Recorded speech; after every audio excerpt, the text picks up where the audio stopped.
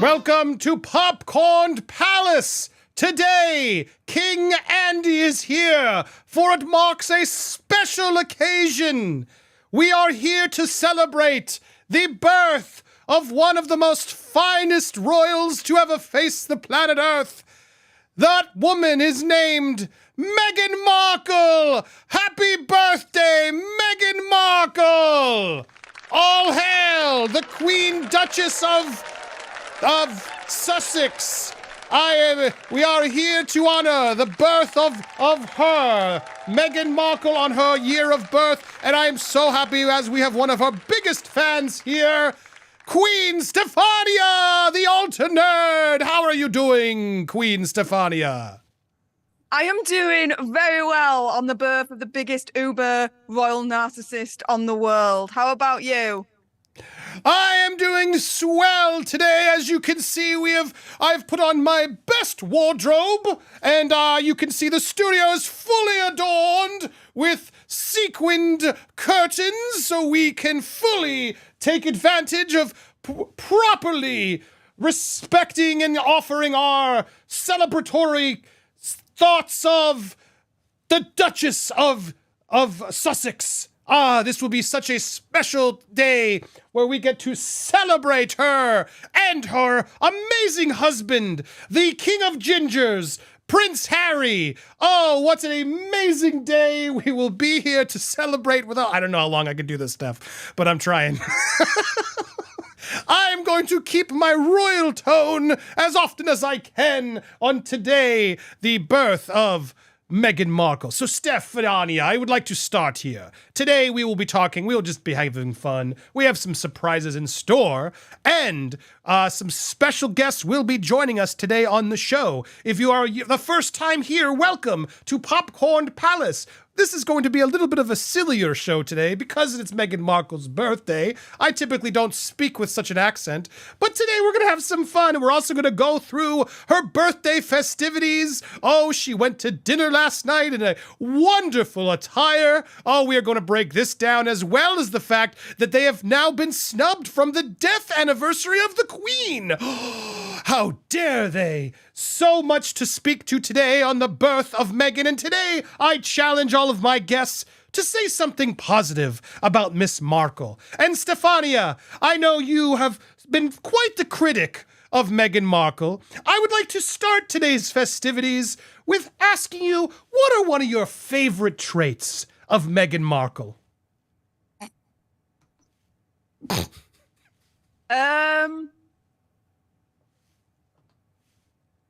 She's not unfortunate looking. Ah, her looks. You will acknowledge that she is a pretty beautiful woman. No, I'm saying she's not unfortunate looking. I'm saying she doesn't look deformed. Okay. Well, that's a start. That is a start. We'll start there. Beyond her looks, is there one personal quality about Miss Markle that you could give her on her birthday? She's a really, really good example for psychologists out there, for uber narcissists. So she does really, really good for, furthering the education of psychologists. Okay. She's female. She's a woman. Probably so. She's an actress. She starred in a delightful Allegedly. legal procedural show, Suits. I can say that was a lovely show. Have you ever watched Suits, Stefania? Yeah, but she didn't star in it. She was like a supporting character. She wasn't even one of the main ones. She was like a side piece. Well, she starred in it more than you, dearie. Yeah, I know, but I don't want to be an actress, so I don't care. Fair enough. She also married a prince. That's pretty impressive, no? Meh. She married Prince Harry. Okay, fair enough. They're going to divorce soon enough, so that ain't going to last for long. Well, I challenge this audience, these commenters, and our special guests. Today is the day of Meghan Markle's birth, so we shall try to dig deep and find some positivity, some qualities of her that we admire. and we will share them if we can. We'll keep a tally. So far, I'd say we have like a point, maybe. All right. Yeah, and Andy's trying really, really hard for me to say something nice about Megxit. And I'm trying really, really hard not to do that. It's quite fun, actually. Well, we can say welcome to the show. All right, I'll start getting back to normal. Megan's Mole dropped a super chat. Oh my gosh! All hail King Andy and Queen Stefania. Oh, well, Megan's Mole will be joining us in a few. I will be inviting Megan's Mole as well as other special guests. So if you haven't already, please go into social media and spread the word that we are here live on Popcorn Palace with special guests celebrating the birth of the Duchess of Sussex, Meghan Markle. Let's all get markled together, shall we, Stefania? No, thanks. What does markled mean? Is it negative? Is it positive? It is, but it means that you've got to be friends with her first, and I'm not doing that. Oh, so to get markled means to, like, be what? So it's to be ghosted, to be dumped by Megxit. So she becomes like your bestest friend in the whole wide world. And then once she's used you and, you know, your usefulness is gone, then she completely dumps you and gets rid of you. So it's the dumping after being friends is you've been markled. Yeah. She used you and she kicked you to the curb. You've been markled. Yes. She's used you for everything she can get, and now she's done with you. Adios. You've been markled. Like, you know, with what I reported on my channel, I think last week or earlier on this week about the Beckhams, they've been markled. They've been dumped. All right. Well, there you go. All right, everyone. Now you're going to join me as I'm going to tell everyone on Instagram to come join us over here on Popcorn Palace. Hello, everyone of Instagram. We are live celebrating the birth of Miss Meghan Markle. Click the link and join us live, will you? Join us here on Popcorn Palace. See, that's nice. Everybody get their cameras, their stills. Everyone get their best attire and spread the word that we are here live. All right, I want to do something else too, which is a big announcement. Steph has helped me set this up. And you may need to reload your page. Does it work for you, Steph? Can you see? Is the option there before I tell everyone else to do it? She's checking, and she's going to let me know. But there's it is. Okay. Did you have to refresh or something?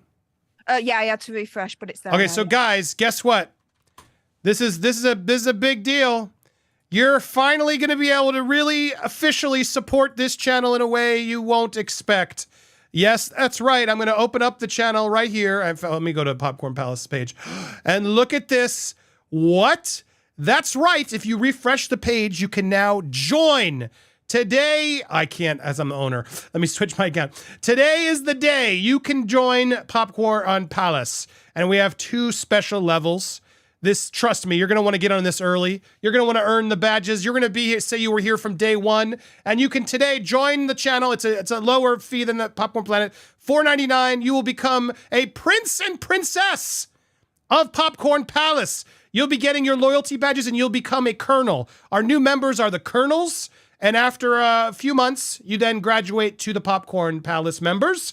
And then over the years, you earn your badges of royalty here on the channel. So we want to see some colonels popping today, joining the Popcorn Palace community. Oh, look at that. Tinkle Tits McGee has become our first.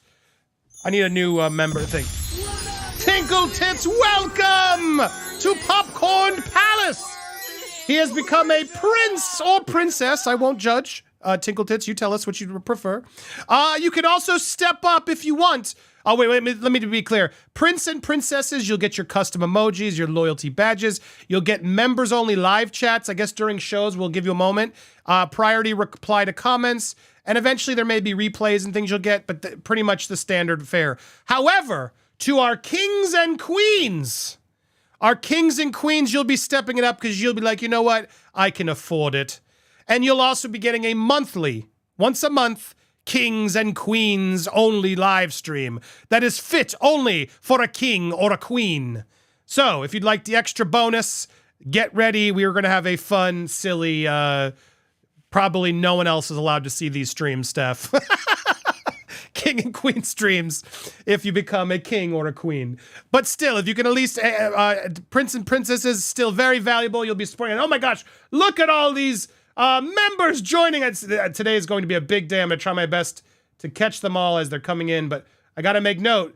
Good job. Tinkle Tits was number 1. Petra said, thank you for the tip.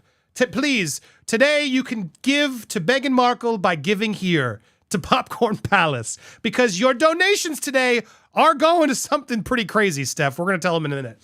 But real quick, Megan's Mole, thank you again. And sorry, we're celebrating today, so bear with me as I make sure I give proper support to all our new Palace members and supporters. Tinkle Tits became a member, Brandon Torres, and Steph the Altar Nerd became a king or queen. Our first, of course, Steph becomes the first queen of Popcorn Palace. I wouldn't want it any other way.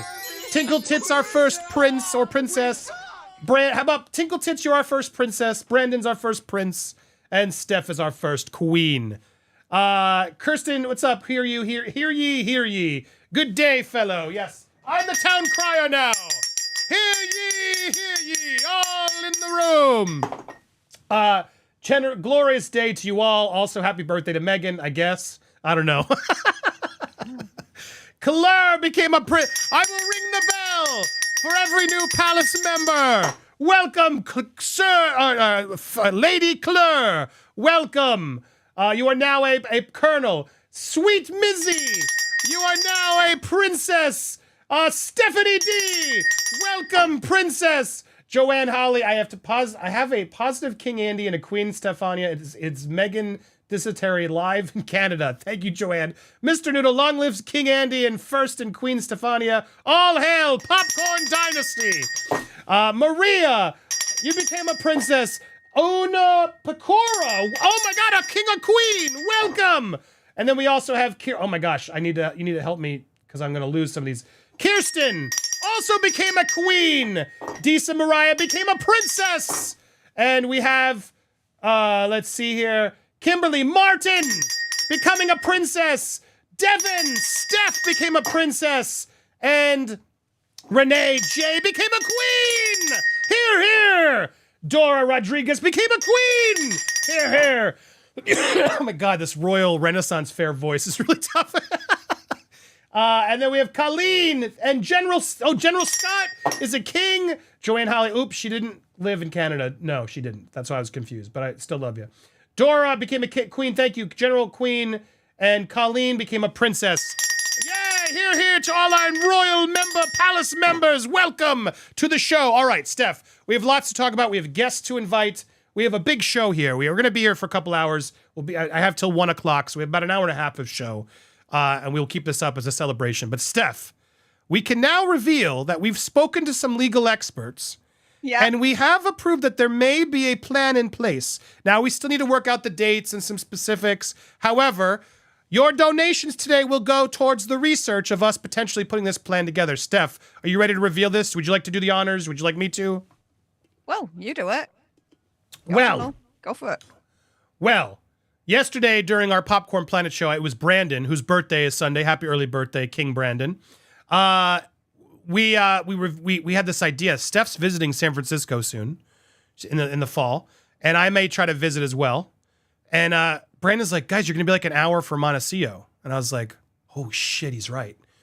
So then we thought, what if we got a bus and we put together a worldwide privacy tour where we get to get the bus, a coach bus, and we take it up from LA all the way to Montecito, and we're going to bring our We Want Privacy signs and our megaphones, and we will go outside of their home and demand privacy. That is right. And we may be able to invite some of you as well. We may be able to offer a few tickets to help us offset this bus tour. I want to know who's interested. Who would pay to join us, Steph and Andy hosted ride to Montecito to go outside the gates with our very own We Want Privacy signs. We want privacy. And demand. We want privacy. We want privacy. We want privacy. We want privacy. We want privacy. I mean, guys, wouldn't this be pretty amazing? This would be pretty amazing. And I think, Steph, we could also, I just realized we just found another potential stop. We get to go here to this restaurant, Tre Lune, We can stop at Trey Loon and take pictures. Maybe we can bring a dress like this and we can pose like Meghan in a black and white lined dress out front of their favorite place where they went to their birthday last night. Maybe we'll even run into them. Oh my God, Steph, if you ran into Meghan Markle, what would you say? Hey, up, bitch. Shut break up. Please don't call her bitch. Please don't call her bitch. Why? She is. I don't want to get arrested. Arrested for calling her a bitch? Don't you have, like, First Amendment free speech rights over there? Yeah, she might say you're harassing her or she feels threatened. Oh, I don't know how to threaten. That ain't threatening. I'll tell you that right now. You know how they are. They're not very rational, so I would be careful calling them bitch. You can say it after they leave. I'll be like, Really? If you had one opportunity to say something to Meghan, you would just ignore her? You would stink-eye her? You'd call her a bitch? Really? Is that what you do? Yeah. Wow. I can't have my feelings. Oh my God, I'd want a selfie. What you get? I want to get a selfie. I'd be like, Nah. I don't want to get a selfie missed with that opportunity. thing. What would you guys in the comments do if you had a chance, if you ran into Meghan? Katie Artist, welcome to the queen. You are now Queen Katie. Lori, thank you so much for the first super chat. And then, sorry, I'm trying to keep track of everybody. If I miss you, my sincere apologies. It doesn't tell me every. And Angela became a princess. I'm going to assume and gender you. I apologize. Correct me if I'm wrong. And assume ladies are princesses and men are princes. If you'd like a change, I will totally change it. Joanne Howley became a princess. Welcome to the royal court. Let's see here. Great. All right. Amazing. Keep it coming. You guys can hit the join button. Go ahead, Steph. What? If I had an interview with Megxie, right, I'd ask her the hard-hitting questions, like, what are you doing with the remaining 10 million in Archewell Foundation? Are your kids actually real? Was your pregnancy actually real? Like, where's the evidence for that? Like, give me your birth certificate. You know, how old are you really? You know, that kind of thing. Like, if I, let's say, had an interview with Megxie, I would want to, like, either confirm or debunk, like, the wildest conspiracy theories that's out there. Wow. All right. Interesting. I mean, you have to be, if you call her a bitch, I don't think she's going to answer any of them. No. That's why I wouldn't call her a bitch. So, maybe I wouldn't do that. Gotta be a little smarter, Steph, because you want to, you know, Markle her. You want to Stefania her. I want to Markle her. I don't want to Getting Stefania close her, so you can get those questions for your channel and then call her a bitch. But now you've revealed your source. I don't think she's going to meet or selfie either of us. I think she's aware of our existence at this point. And I'm sure does not want to be anywhere near us. Don't you think? She might be aware of your existence, but mine, nah. I'm still too small of a channel. She's senior. Yeah, dude, trust me. You've been at this for a while. She's following everybody. I believe she knows both of us. Shay M, positive of Meghan Markle. Bitch. She shares a birthday with the wonderful late Queen Elizabeth. Really? Today was the Queen's birthday? Is that true? I know there's the, like, official. She had two birthdays. My goodness. Well, I have to thank, oh my goodness, General Scott! Hear, hear! Hear, hear to General Scott! Can you guys hear that? Is that too loud? General Scott just gifted 5 Popcorn Palace memberships! My other one is like $1 too much, so no one can ever gift over there, but I guess they can gift here. And General Scott just kicked it up. So 5 of you, I guess they get to accept it, or is it random? How does it work, Steph? YouTube randomly picks you. As long as you turn on the toggle to accept random membership gifts, but yeah. Wow, so 5 of you just got random gifts, and there you go. Thank courtesy of King General Scott. It lasts for a month, after which... You get a free month. Yeah, you get a free month, and then you can either carry it on yourself or it goes away. Amazing. And yeah, she doesn't share the same birthday as the Queen. Oh, okay, I good. think so. We clarified. Not on either of them. Well, I want to see. All right, so everybody, throw a number 1 in the chat if you want us to do the privacy tour, and then throw a number 2 in the chat if you would consider joining the fee of renting the bus and becoming on that, going on the tour with Steph Fry.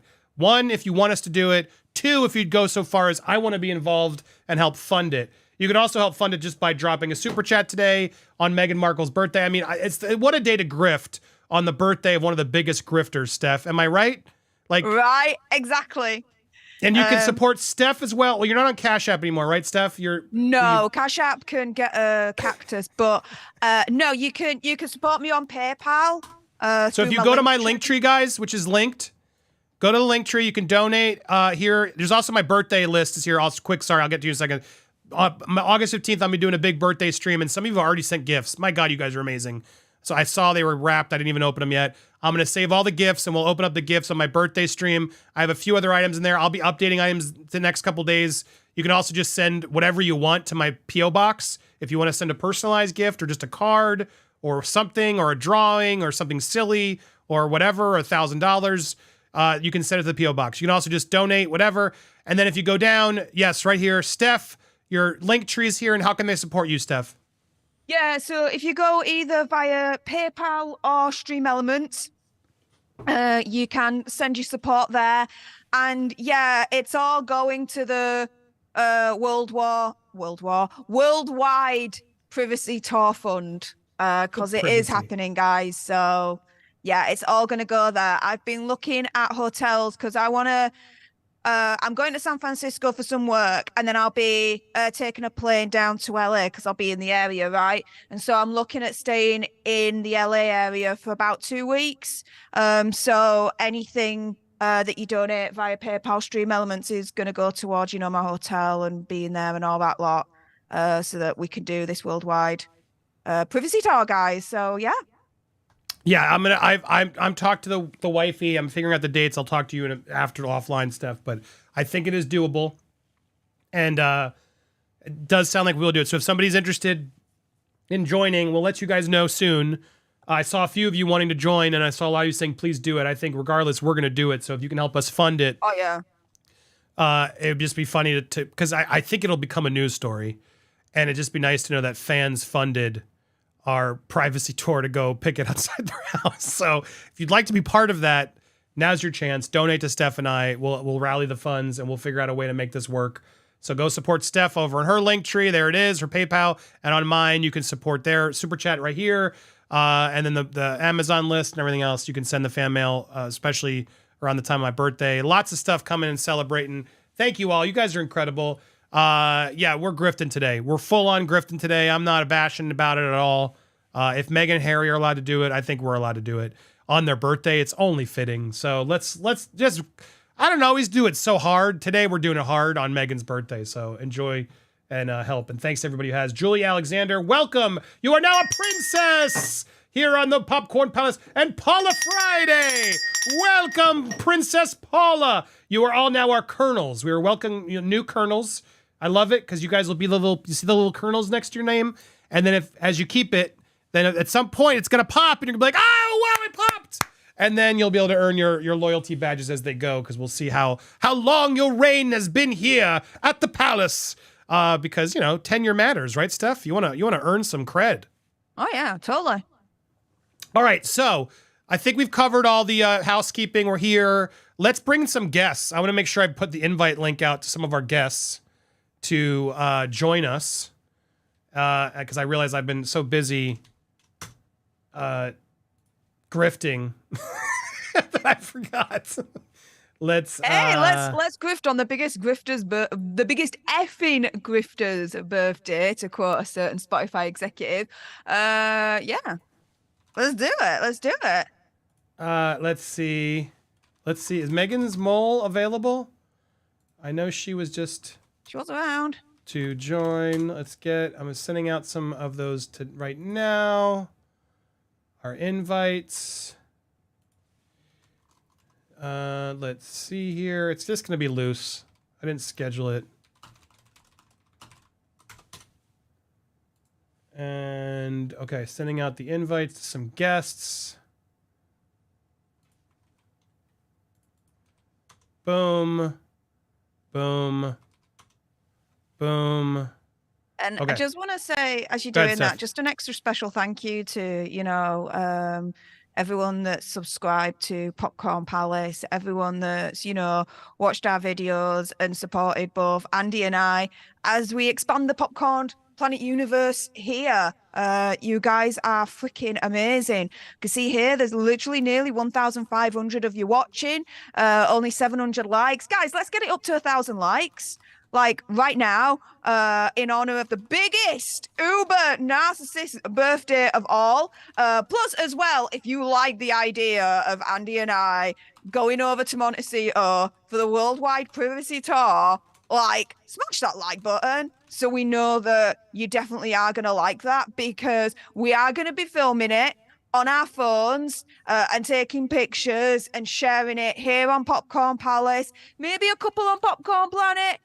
Certainly on my channel as well, Steph the Alter Nerd, which, just as a side note, thank you so much for all you guys that have subscribed to Palace that have jumped over to my channel as well and subscribed there. I woke up this morning to like over 74,000 subscribers on my channel. So thank you so much for that as well. I think that really video last night helped a lot. That video we did last night, Steph, like it has 200,000 views and like crazy, and we pumped you hard as we should have. And guys, she's right. Let's get her across 75,000. We can do it. If you haven't already subscribed to Steph the Alter Nerd, she should be at 100K. I don't know why it's taking so long, but my goodness, make sure she gets to 100K. I just put it in the thing. Go subscribe as there. And yeah, amazing. You're right. Look, we just crossed 40,000 subs. I know, right? Insanity. 40,100. There you go. We're jumping. We're jumping.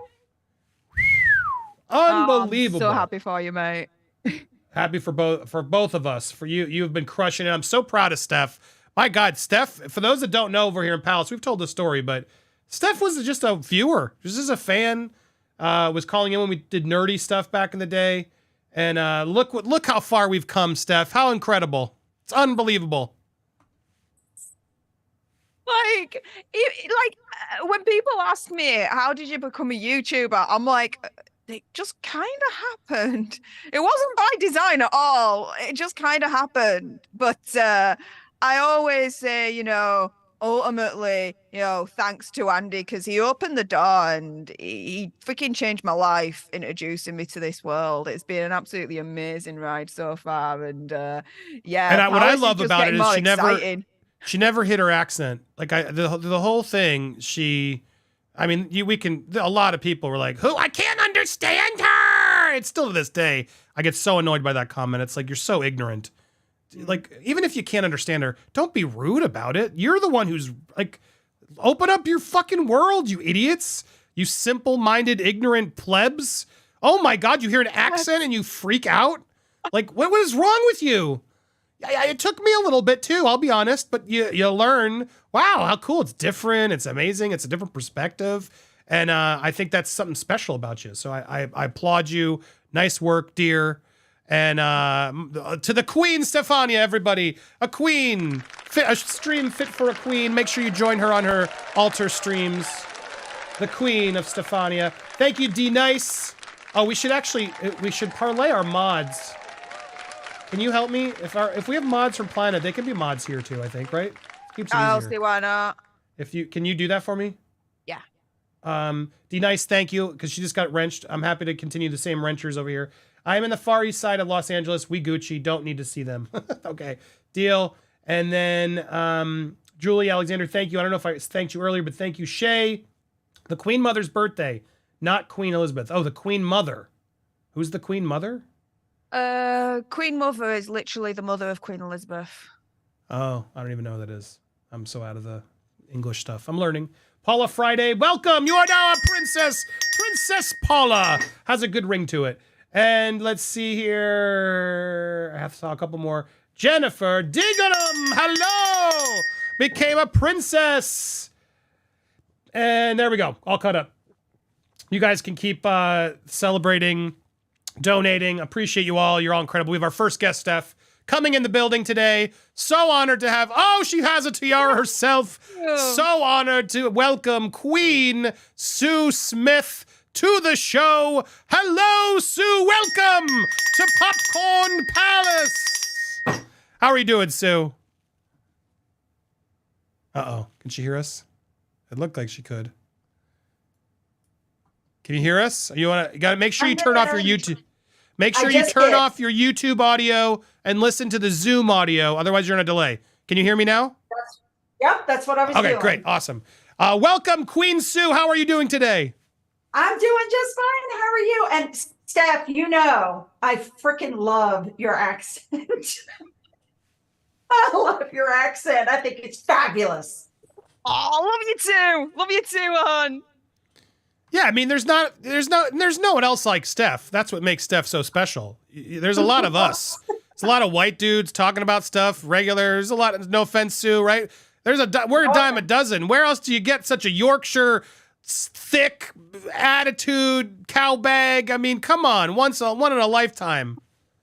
May I point out that the very first time you had me on, back when I think we were talking about Boozy, what did I say right as I was leaving? I was like, Steph, love your accent. That was like the first thing I ever said to her. I just love it. We love it. Well, Queen Sue, I'm every guest that comes in, I'm putting them on the spot. Today we are honoring the birth of Miss Meghan Markle. I would like to know, what positive quality can you give Miss Markle? Her ability to blow smoke up Harry's rear. Okay. She's good at that. That is a skill. That's a skill. She's very good at twisting his brain and telling him things that are untrue. This is a skill. This is what she does, and she does it well. Yeah, Steph, do you agree? That's a skill she has. Well, I have heard that she does have skills when it comes to, you know, salad munching around the buttock area. What? Wait a second. What? Yeah. Allegedly, rumor. Not going to say anything more. Wait a second. Salad munching around the what carrier? The buttock area. I mean, that's just, Steph, the term for that would be just tossing salad. That's all you have to say. Tossing salad would mean that area with, yeah, that's what tossing salad is. It's that area.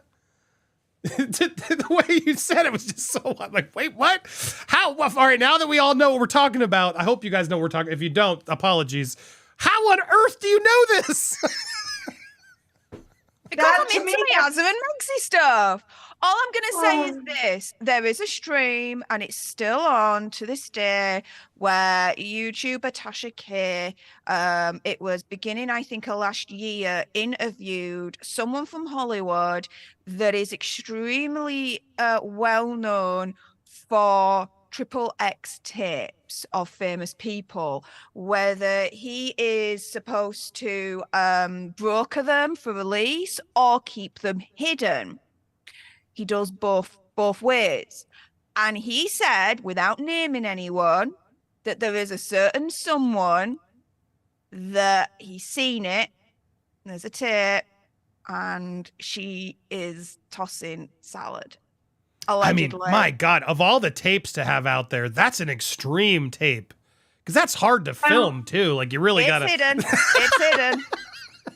I have to say that I have received a few X-rated clips of people going, look, it's Meghan, and she does have the little, mole right there, and the mole. I mean, she has the identifying moles, but nowadays with AI, who knows if that stuff is real? So I look at it and I go, Yeah, and you don't want to get caught, if it is real, you don't want to get caught sharing that shit. Agreed. No, I wouldn't share it anyway. That's not something I would do on my channel anyway. So no. Yeah, but interesting theory. Now, man, this really has turned it from my birthday celebration to a roast.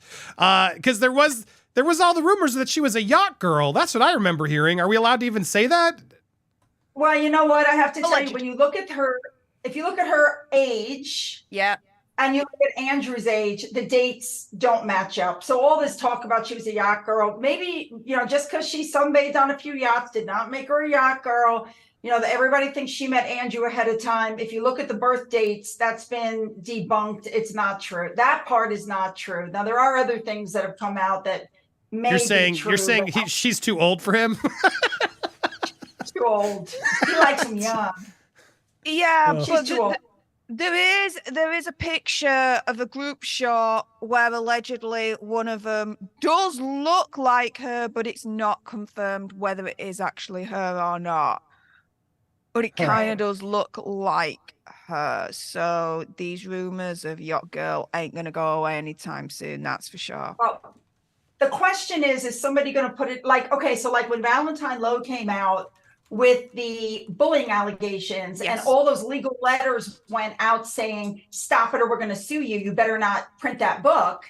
And then he printed the book and you never heard another word. He never heard another word from Harry and Meghan or their attorney, because you can't sue when something is true. Correct. And that book was vetted through the attorneys. So eventually what's going to happen is Finn is having a cow down here. Eventually what's going to happen is somebody's going to print something about her being a yacht girl and she'll either sue or she won't. Like all these rumors that come out about her, if it's in print and she doesn't sue, as litigious as they are, then you know there's a ring of truth to it. It's that simple. She doesn't sue. She didn't sue Tom Bauer. No. She didn't sue Valentine Lowe. Because you can't sue. She isn't even suing Meghan's mole. With everything Meghan's mole is saying about, you know, the pregnancies allegedly being fake, this, that, and the other, she ain't even suing Meghan's mole. So yeah, I agree. There's something weird going on with Archie, not Lily's. I always said that she gave birth to Lily, but Archie, there was definitely some funky stuff going on there. The baby bump getting bigger and smaller and crawling up into her chest and then going back down. And then when she came out that time and it fell to her knees, they literally pushed her into the car and she was wearing a purple and red outfit. You know, the tweet that went up saying that the baby was born of a surrogate that came from Frogmore. It's tagged Frogmore Cottage, Kensington Palace. You know, that said, apologies if anybody is confused. We used a surrogate. Andy, I think I sent that one to you. And then just you know, I believe that baby was born of a surrogate. The fact that she said that she didn't do the it wasn't that she wasn't asked to do the picture. She was told no in front of Portland Hospital because you would block the emergency room. Come to find out, Portland Hospital doesn't have an emergency room. And Fergie had her children there and did a photo op out front. So that's just another lie. You know, supposedly she showed up, had the baby, had an epidural, left 2 hours later and was back at the house with the baby. That's not, as a retired nurse, I'm telling you, she couldn't have walked 2 hours after an epidural. It's not possible. You know, he claims that she got an epidural and then got in the bath water. You don't get in the water when they stick something in your spine, a tube in your spine. You don't get in the water. The only part of his story I believed was the part where he said he was sucking on her gas, getting high while she was giving birth, and he went through the whole tank. That's the only part that I actually believed. Yeah, we all know how Hazard is very partial to substances. Yes, we do. Yeah, yes, absolutely. Do. So what a freaking cowbag she is. You know, I have to tell you, I noticed Andy was talking about the dinner last night. You did see you saw the pictures, right? Right, how the bodyguard is in between them. That wasn't a bodyguard. That was her friend's husband, Heather somebody. That was her husband eating dinner with them. But you're right. The title said, look at them, they're loved up. But they're not. He was between them. Yeah. Harry was not holding her hand. Harry didn't go and open her door. That's something that, I was like, wait a minute. She went and opened her own door. And then the friend's husband got in the back seat next to her and he leaned through the door. And I said, oh, he's saying goodnight to her because he's probably going to get in another car and leave. He didn't even get in the car. There's no pictures of him getting in the car. Yeah. None. So, yeah, he never makes contact with her. And she walks forward, gets in that car by herself. There she goes. Harry always opens the door for her, settles her into the car, and then shuts the door and, makes sure she's comfortable, blah, blah, blah. None of that happened last night. That is, I'm trying to remember his name. I love how she comes out first too, like clearly eyeing up where are the paps that we called? Where are they? But look at Harry's. But wait, go back up. But look at Harry's face. Harry spotted him because look at Harry. He's looking right at the camera. They're here. All right, she set it up. She set it up. She was looking to see where they were. Harry spotted them right off the bat. Sure did. She's like, "Where's the car? Should be out here waiting for us." And then he said, "Oh, there he is." So he said goodnight or whatever and left. He didn't get in the same car? Right there. No. And there's not one picture of him getting in the car with her. Is there video? Not that I've seen. Oh, so we don't know for sure. So we're just speculating on the photos. Okay. I thought you said there was video. I'm extrapolating because every other time they've ever been seen together, he settles her in the car and then he walks around and there's pictures of him getting in the car. And in this instance, not only is he not putting her in her seat, he's leaning through the door like you would do at the end of the night to say, well, have a good night. My car's over here. That's what it looks like to me. Yeah, I mean, that could have been before he got in, though. Let's be fair. Your scenario is very possible, but I do like to make sure we at least speculate fairly. Because again, he could have he could have been talking to her while he was, and then he jumped in, or he went in the front seat. Maybe he joined in the front seat because they went in the back. Who knows? This does not look like a loved up couple. Sorry. Well, I don't disagree on that. But he had to go to work. But who's this guy? Remember, they're doing that is, oh my gosh, what is her name? Heather somebody. I can't remember her name, but she's supposedly a friend of Meghan and Harry. She was at their wedding. She was pictured in a car with Meghan at one point, and I guess she couldn't make it to dinner, but the husband could. That's strange. So it's the friend's husband who showed up alone. There it is. Matt Cohen. Go back one. There it is. Matt Cohen, friend Matt Cohen, husband of the Duchess of Sussex friend, Heather Dorak. Okay. Heather Dorak. There you go. Yeah, exactly. Well, I mean, I'm sorry. It's just weird. Why would you're out for dinner with just your best friend's husband? Like no one else was there? Exactly. Like just third wheel, like dinner with your husband on your birthday, and it's just your best friend's husband and no one else? That's strange if that's really what happened. No? That's what happened. I think most A-listers don't want to be with them at this point, especially now that William's coming back to the United States for the Earthshot, meeting, and then he's going off to, Singapore. And I think most people in Hollywood would rather be associated with William and Catherine. Well, that's what I've reported on anyway myself. On my channel, love that they're all abandoning Hazza and Megxie because when they go over to the UK and they have, let's say, their big movie premieres, they want Prince William and Princess Catherine to be there because, they're the biggest draws in the UK. That's what's going to give them the biggest attention for their movie and for their premiere. So, correct. They find Prince William and Princess Catherine more valuable than Hazza and Megxie. Plus, as well, they're not stupid. They're looking at the polls. They're seeing that Megxie is at literally -47, like the lowest ever, and that Hazza is around -36. They're just not popular. And yeah.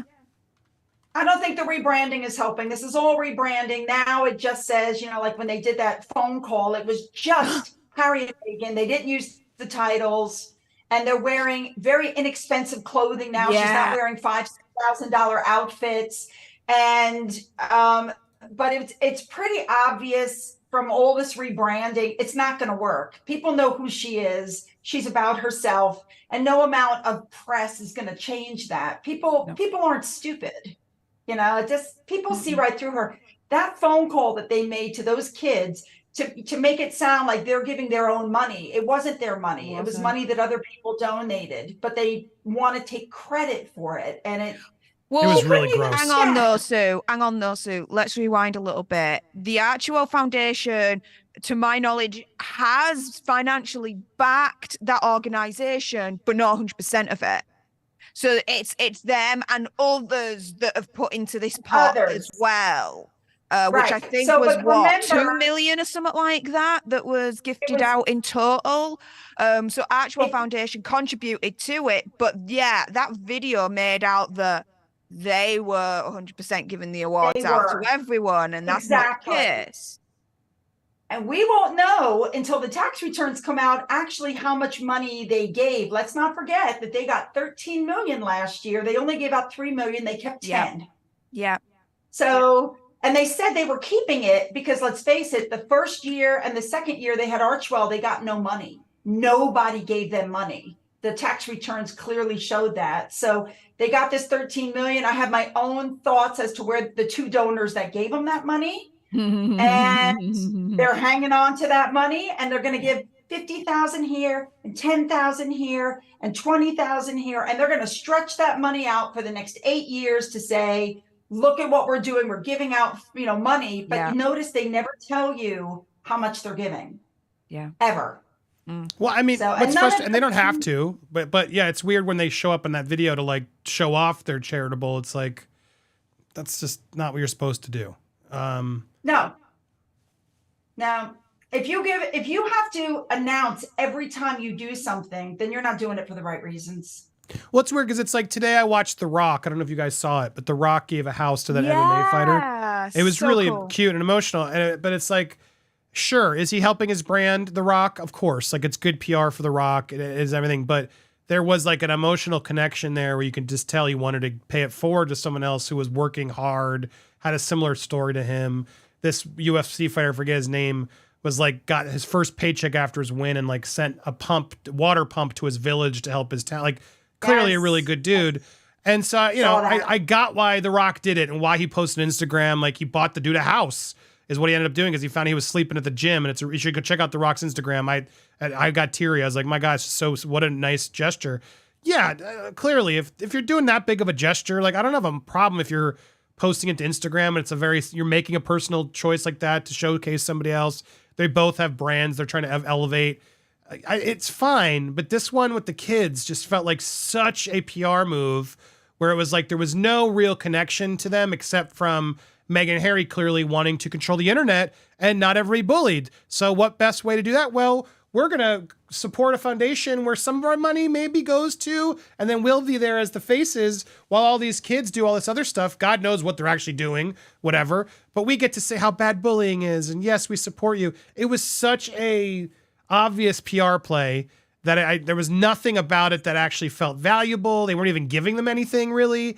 It was just like, we are saying hi to you. Aren't you so lucky? It was just so fake and disingenuous that if you're going to do a move like that, buy them a house or something. You got money, like, change these people's lives, and then you can put it on Instagram. Do you know what I mean? Let me just say, I feel like what they were doing was getting ideas for themselves, because it was very obvious that they were not prepped for these phone calls, because you could see Harry really listening as to what these kids were doing. This one girl was like, it's a behavioral thing. They say things on the internet that they wouldn't normally say.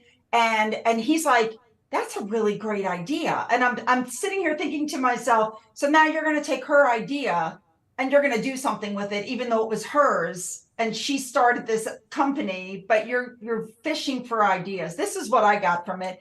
Also, it was pretty obvious that, he looked at her once. She wouldn't even look at him. She never once made eye contact. They never touched. Her body, there's one picture of her from the side where her jaw is so tight you can tell she's clenching her teeth, and the whole thing looked very uncomfortable, and it just no. And people were like, oh, well, they did this at their house. I said, no, that house is up for rent. They did it at their studio. That's a studio. I don't think they did it at their house. No way. Well, anything that they do that's like publicized, that's at a house, it is not their house. Case in point, freaking the Netflix mockumentary I mean, come the frick on. They are as fake as can be. But I think that what they're doing, and I did a video on this yesterday, is that they chose specific organizations that are trying to curb essentially free speech on the internet through the guise of, oh, you're cyberbullying, you're doing this, you're doing that. Well, what does Brand Sussex, Team Sussex, the Sugars, even has a Megsy say, right? Any criticism, but for them is cyberbullying. It's racism. It's misogynistic. It's whatever, right? It's sexism, yeah? So for me, it's like through Archewell Foundation, I think they're trying to control us on the internet. Even though your comments, my comments, Andy's comments, Meghan's Mole's comments, and so many of our friends in the Megxit community, it's not cyberbullying. It's just legitimate criticism, right? But they don't like that.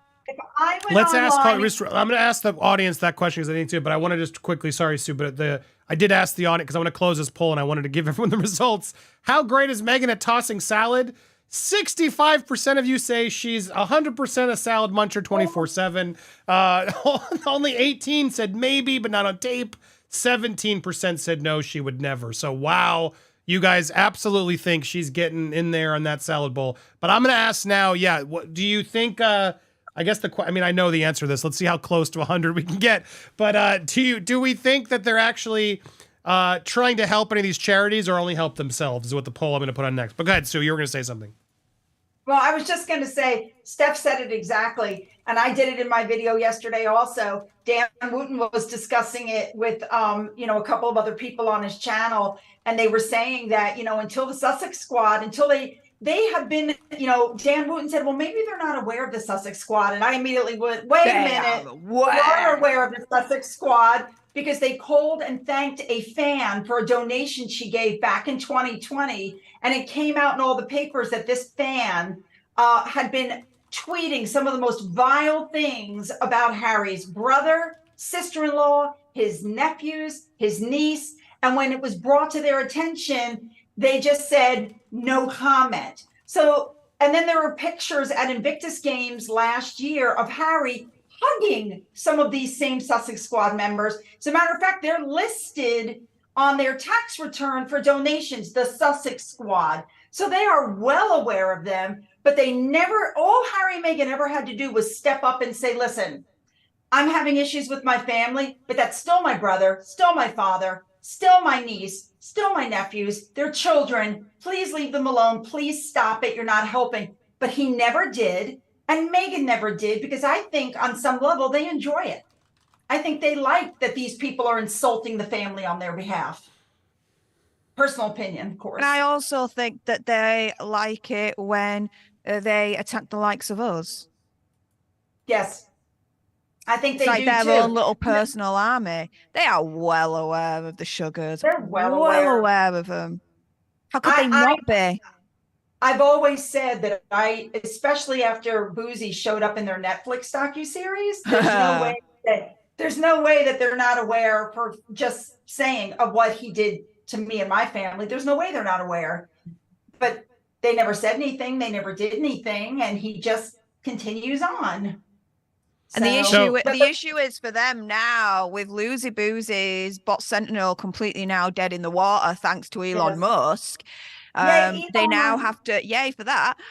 They now have to find other ways, as far as I'm concerned, to try and control us on the internet. And through their charity, Archewell Foundation, using partial donations towards certain organizations that is trying to curtail speech on the internet. Yeah, it's so see-through what they're trying to do. Like, guys, just give up. Isn't this Harry that stepped up and said our First Amendment rights were bonkers and he didn't understand it? But yet it was that same First Amendment right that let him and Meghan sit on Oprah's couch and spew all those lies. That was his First Amendment. Yeah. Yeah, I think you got it right. I got to thank Kathleen Cooney. My goodness, welcome, Kathleen. You are now a princess of the palace. Welcome and enjoy your colonel. If anybody else would like to hit the join button today on Meghan's birthday, it is an opportunity to grift on the day of the grifter's birthday. So we're going to do it, and we're doing it hard, and you can support our fellow panelists here. Steph, the Alternerd's also on the link tree. If you go to my link tree, you'll find her link tree and support all of her links or PayPal. You can drop her a present, a gift, please. And then why don't you also go on over to YouTube? You can support Steph by subscribing to Steph, but also Sue Smith. You can subscribe to her channel over there. She has a wonderful channel. Go to Sue Smith, Long Sally. Give her a subscribe. That's the day today, is to grift on everybody else's. So we're making it. We've opened up. We've had 25 new members. Can we get to 30? Let's see if 30 of you become Palace members here on the channel. And how much more super chats that Meghan will see as she watches this birthday bash. Look at all these people donating. Why aren't they donating to our cause, Harry? Let us know. Keep the support coming. And yes, I feel very regal today. And look at this. Look at my nice full robe here. I got to show it off. Wow. Very proud of my look. I put a nice curtain up. Stepping up the production value here in the studio because I figured it is the day of Meghan's birth. And I really like my crown. This is a pretty cool crown, isn't it? Looks nice. Yes, it is actually. It looks medieval. It looks high class, but it's nice and light. And flexible, but it looks more fancy. Well, there we go. Amazing. Sue, final thought. Oh, yeah, go ahead, Steph. Speaking of donations, I want to thank, I'm not going to say your full name, but KMC for the first donation to me for the Worldwide Privacy Tour to my PayPal. Just saying you're amazing, that's all. Well, you're amazing as well. Thank you so much for being the first donation for my side of the Worldwide Privacy Tour. Did you hear this plan, Sue? So Steph and I are rallying funds. She's coming out to, she's flying out to San Francisco. We're going to go to LA. I'm going to try to meet her out in LA. And then we're going to charter a bus and we are going to do a worldwide privacy tour to Montecillo. We're going to bring the signs, the privacy signs, and we are going to go on a full-on tour, and we're going to bring the megaphones, and the plan is we are going to go outside their house and demand that we want privacy. That is the plan. So yes, we are rallying the funds. So funds today and throughout the next month will be going towards the worldwide privacy tour. Full-on grifting. We are not gonna harass them. We don't want you to harass them. This is not an open arms to harass them. Don't make it twisted. Don't be a crazy person. Leave them alone. But we're gonna try to have some fun and see where they're from and make our own little, it's a kind of a protest, if you will, a peaceful protest to tell them that shut up. We want our privacy too. Privacy from you. Go away. Don't want to hear about your blue penis anymore. My God, one of the signs needs to be, I don't want to hear about your blue penis. We should have all that. We'll have to make up those signs. But what do you think, Sue? Does that sound like a fun plan?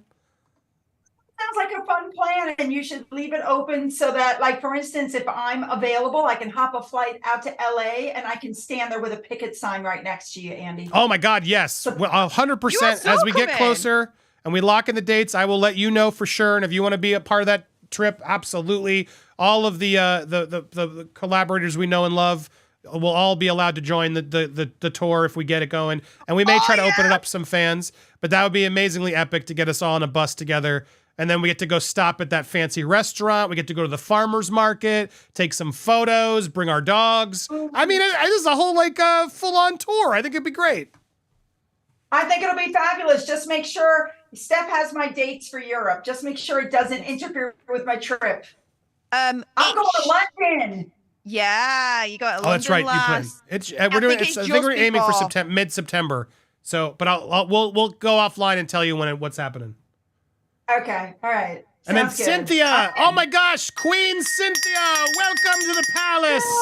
Charmaine and Mickey became prince and princesses. Welcome. You are now popcorn kernels. You will eventually burst into the full-on popcorn palace popcorn.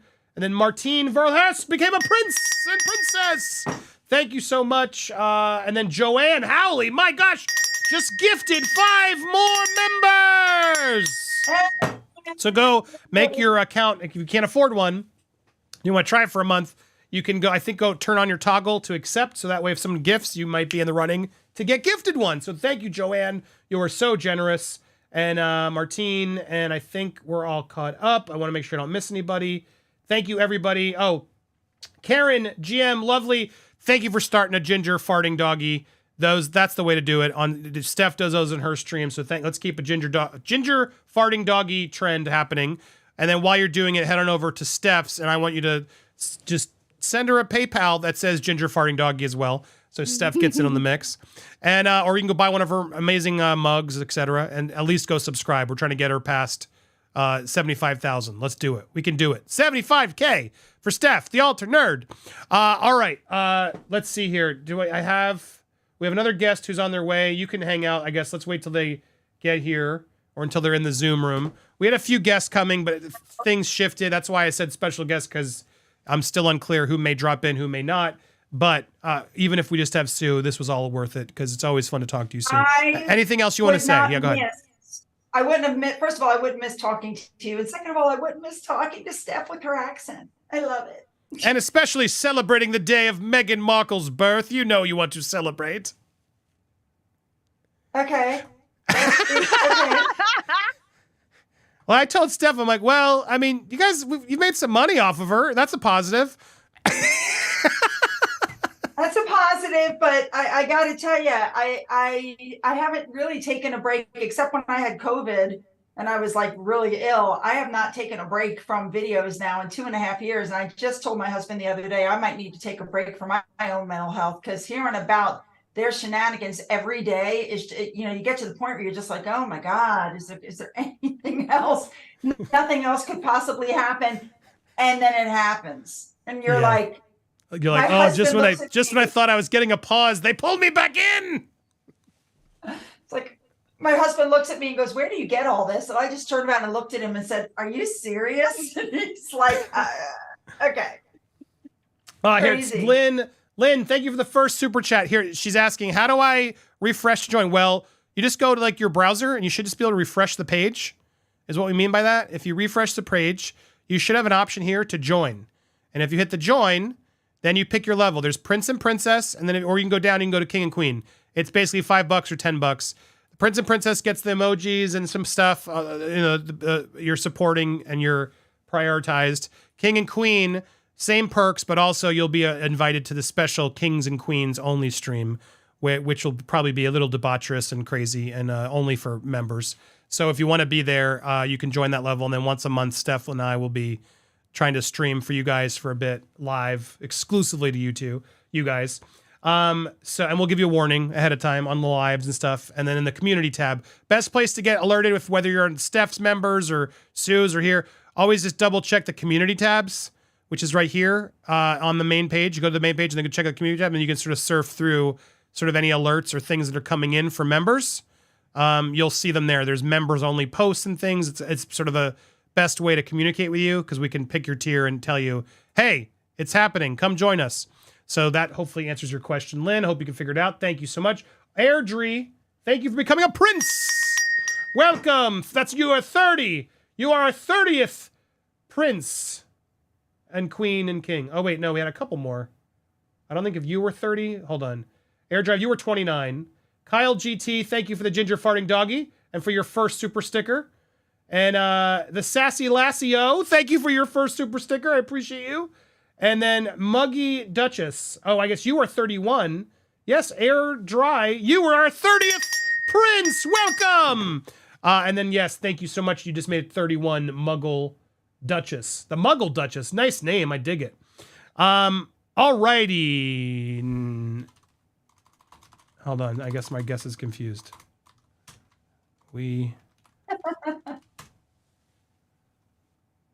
Well, while you're doing that, I'm going to change out my crown. Ooh, there we go. Change it up. We're all crowning it out. Mary Sanders for the tour. Oh my goodness, thank you so much. Sweet. Seeing you guys support that much to know you want us makes it more inspiring for us to go do it. Abigail Arias, welcome to Princess Abigail. My eyes are bad sometimes. Elmi Aranez, thank you for the ginger farting doggy, and amazing support, guys. And yeah, keep sending your suggestions of other people to have on the channel. I'm we have some other word out and other people we've been in talks with, and we're learning about more because you guys tell us. So we'll do our best. And luckily, our friends have connected us to other friends. So stay tuned. Lots more people are coming. Someone said P. Dina. I will say she was on deck to be part of our guest week, but she could only do it the night before I left. And I bailed on it because I had so much to do the night before we left. And she was very gracious. And we are already texting to do a collab next week. So P. Dina will be on the show at some point. So she's very lovely and she tried. So yes, stay tuned. She couldn't come today. She was trying to, but she will be on deck at some point. And I'm always talking to Jesus. Everyone keeps telling me to go to the Royal Rogue, but he's so slammed. I love that man. He's great. We love him too, but he's so tough. The sass on him is like unparalleled, in all honesty. But he's super busy. Like, my goodness, is his work ethic something to be admired for? Did you see his AI of William in the Kilt? Dude. He is like the Baron of Midjourney. Like, did you see that? I was like, in one of my videos, I put it up and I said, Catherine, jack your husband's rear into a kilt. If it looks like this. Dang. Wow. Ooh, that looked good. Look good. I wouldn't say no, that's for sure. No, I wouldn't say no either. No.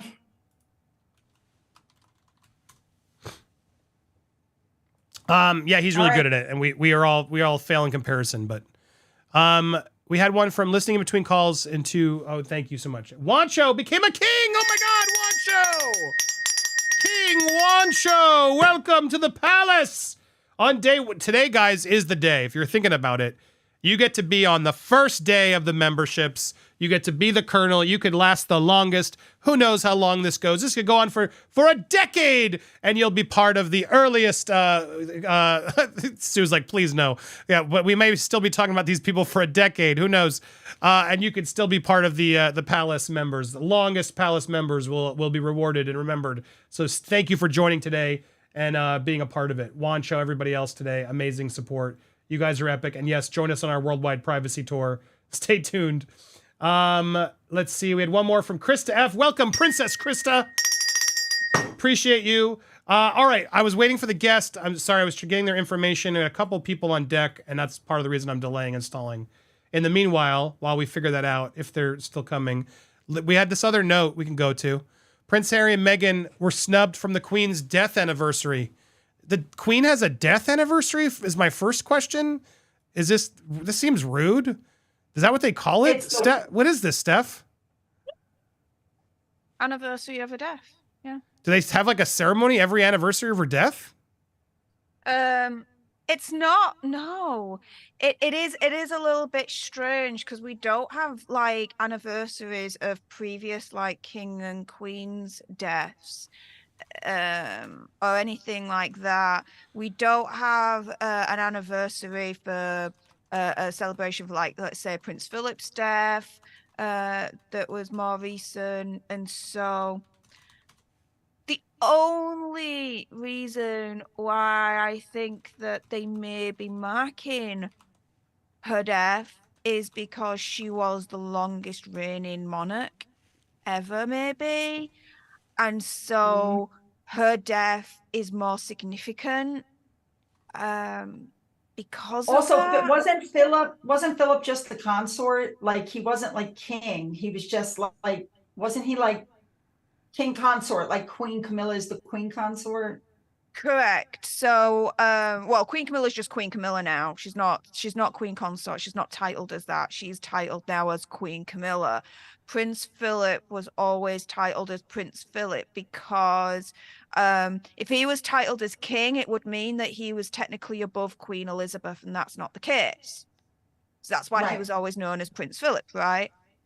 Okay. But either way, he was the longest consort in history. And he's not being celebrated, but Queen Elizabeth is, which I suppose if you to celebrate one over the other, it would be the Queen because, of course, she's higher, blah, blah, blah, right? But yeah, that's the only reason why I think they would be celebrating the Queen's death, because she was the longest reigning queen. I think it's that and the fact that, well, if anybody would have celebrated the 1-year anniversary of Philip's death, it would have been the Queen, not the family per se. But she did have 4 sons, and or 4. I'm sorry, 3 sons and a daughter. Yeah, she had 4 I knew children. what you meant.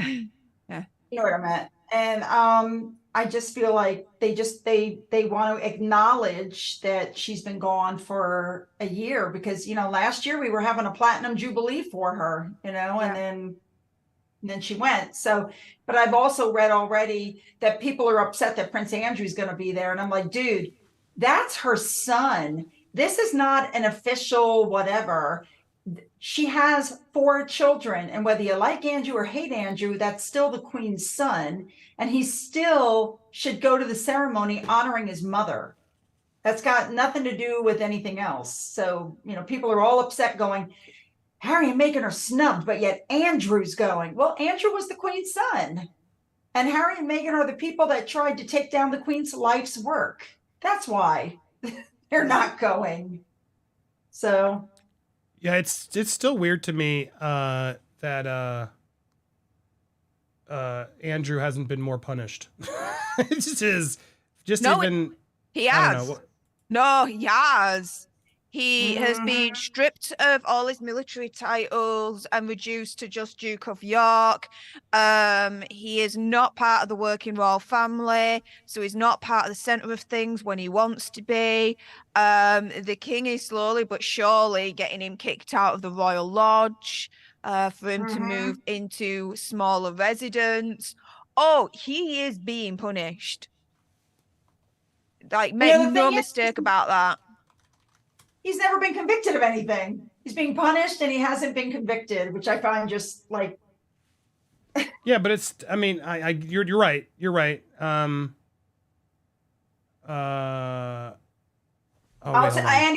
let me just say this about Andrew. I don't know what he did or what he didn't do, but he was never, first of all, he was never convicted of anything. Second of all, it's my understanding that the family wanted him to settle because instead of the attention being on the Queen and her platinum jubilee year, all the attention was on him. After the settlement, documents came to light because, Alan Dershowitz fought that woman in court and won. And she retracted her statement and said, oops, I made a mistake. Yeah. And now documents have come out where where she denies sleeping with Andrew. And it's also been, and now it's been proven also that she perjured in court. So she was caught lying under oath in court. So I think this is a shakedown. I did a video a few months back. I tracked her first ever interview that she did under her own name out of anonymity, right? She talks about Prince Andrew. And I make this point. I say, look, the interview says that she's resolute, that she's clear, that she's determined, right? She knows what she's saying. She discusses the 2 or 3 times, right, that she is with Prince Andrew. And she makes it known because the article says during no time where Prince Andrew was anything untoward happened. Exactly. Her first time speaking out, she talks about Prince Andrew and she doesn't say Prince Andrew was one of those monsters, but does it afterwards, like 5-6 years later. And then you've got the real survivors of Heffy turning round and saying, hang on a minute, she ain't one of us. She fucking us. She's being sued now by another woman. She's being sued by another woman who said that she groomed her into the business.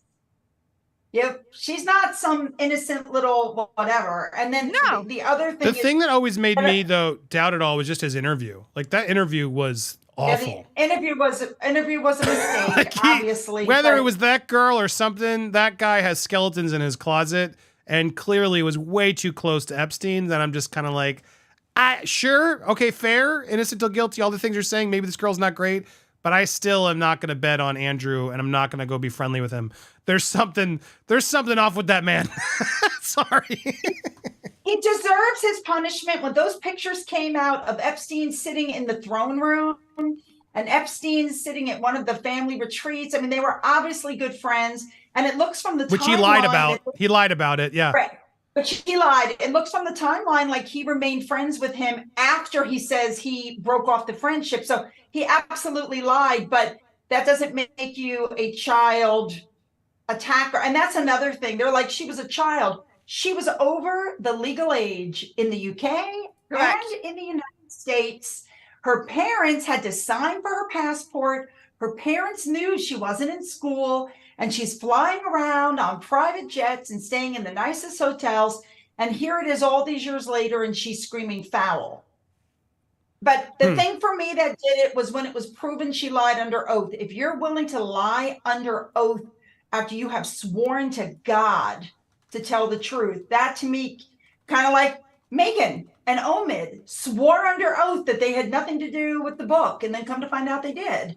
Yep. Once you've been caught as a liar, for me, that's it.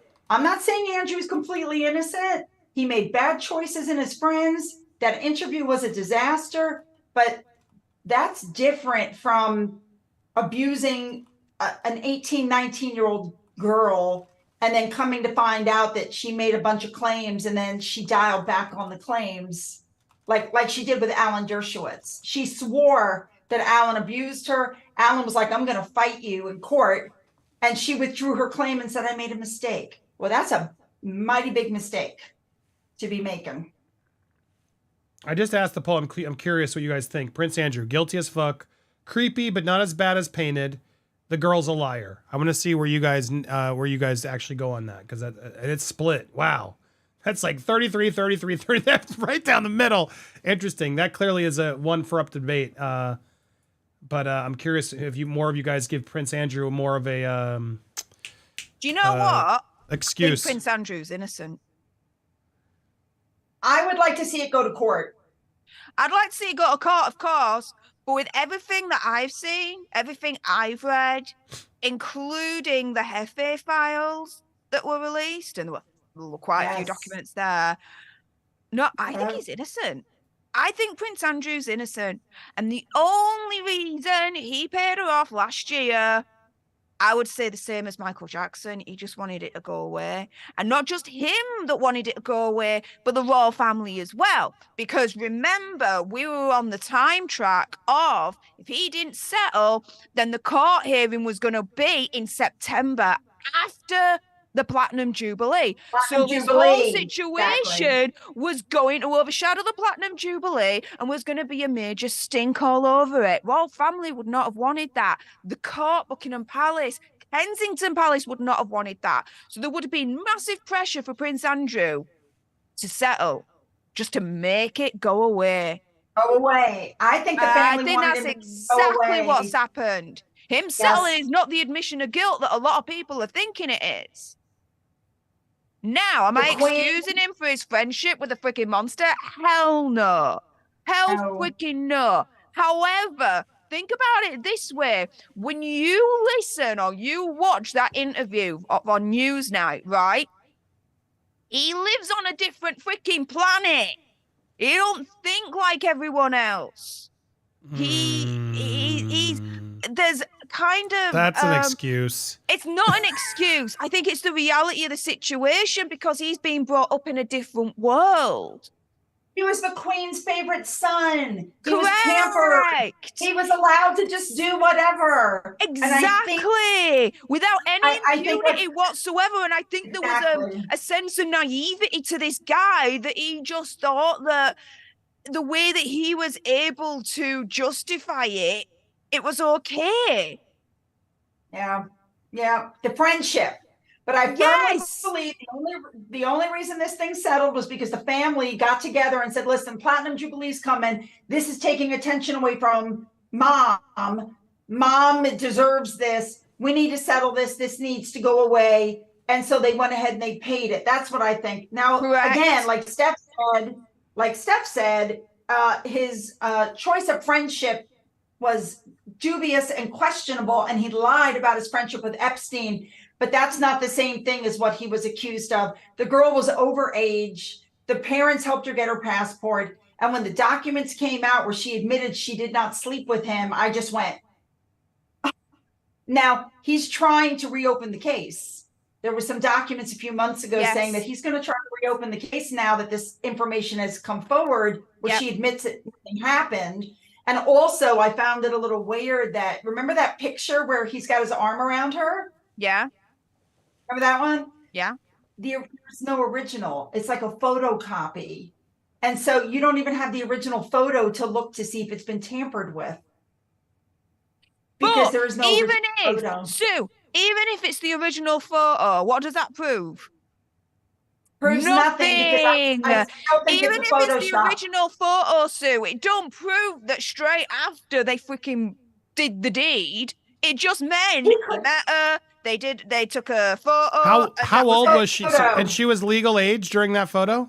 Correct. Yes, she was over legal age in the UK and the US. And I always said that probably he showed up at Epstein's or Ghislaine's house, and she went, "Oh my God, can I have a picture with you, Andrew?"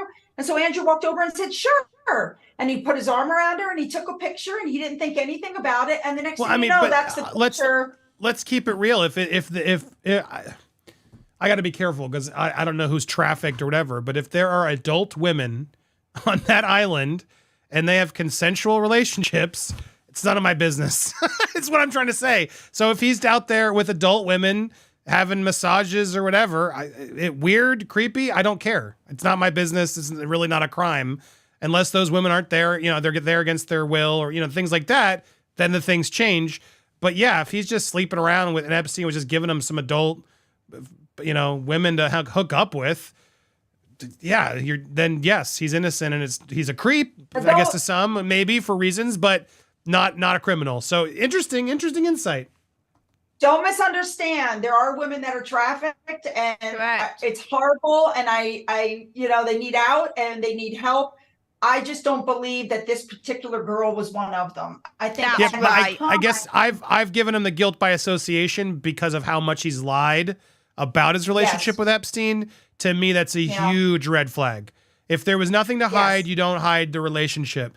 The interview was so damning and telling, and it's hard for me to just look the other way. And especially surprising from you, Steph, given how you were like Pee Wee Herman's, he literally just had some weird book that he didn't know what the pictures are in.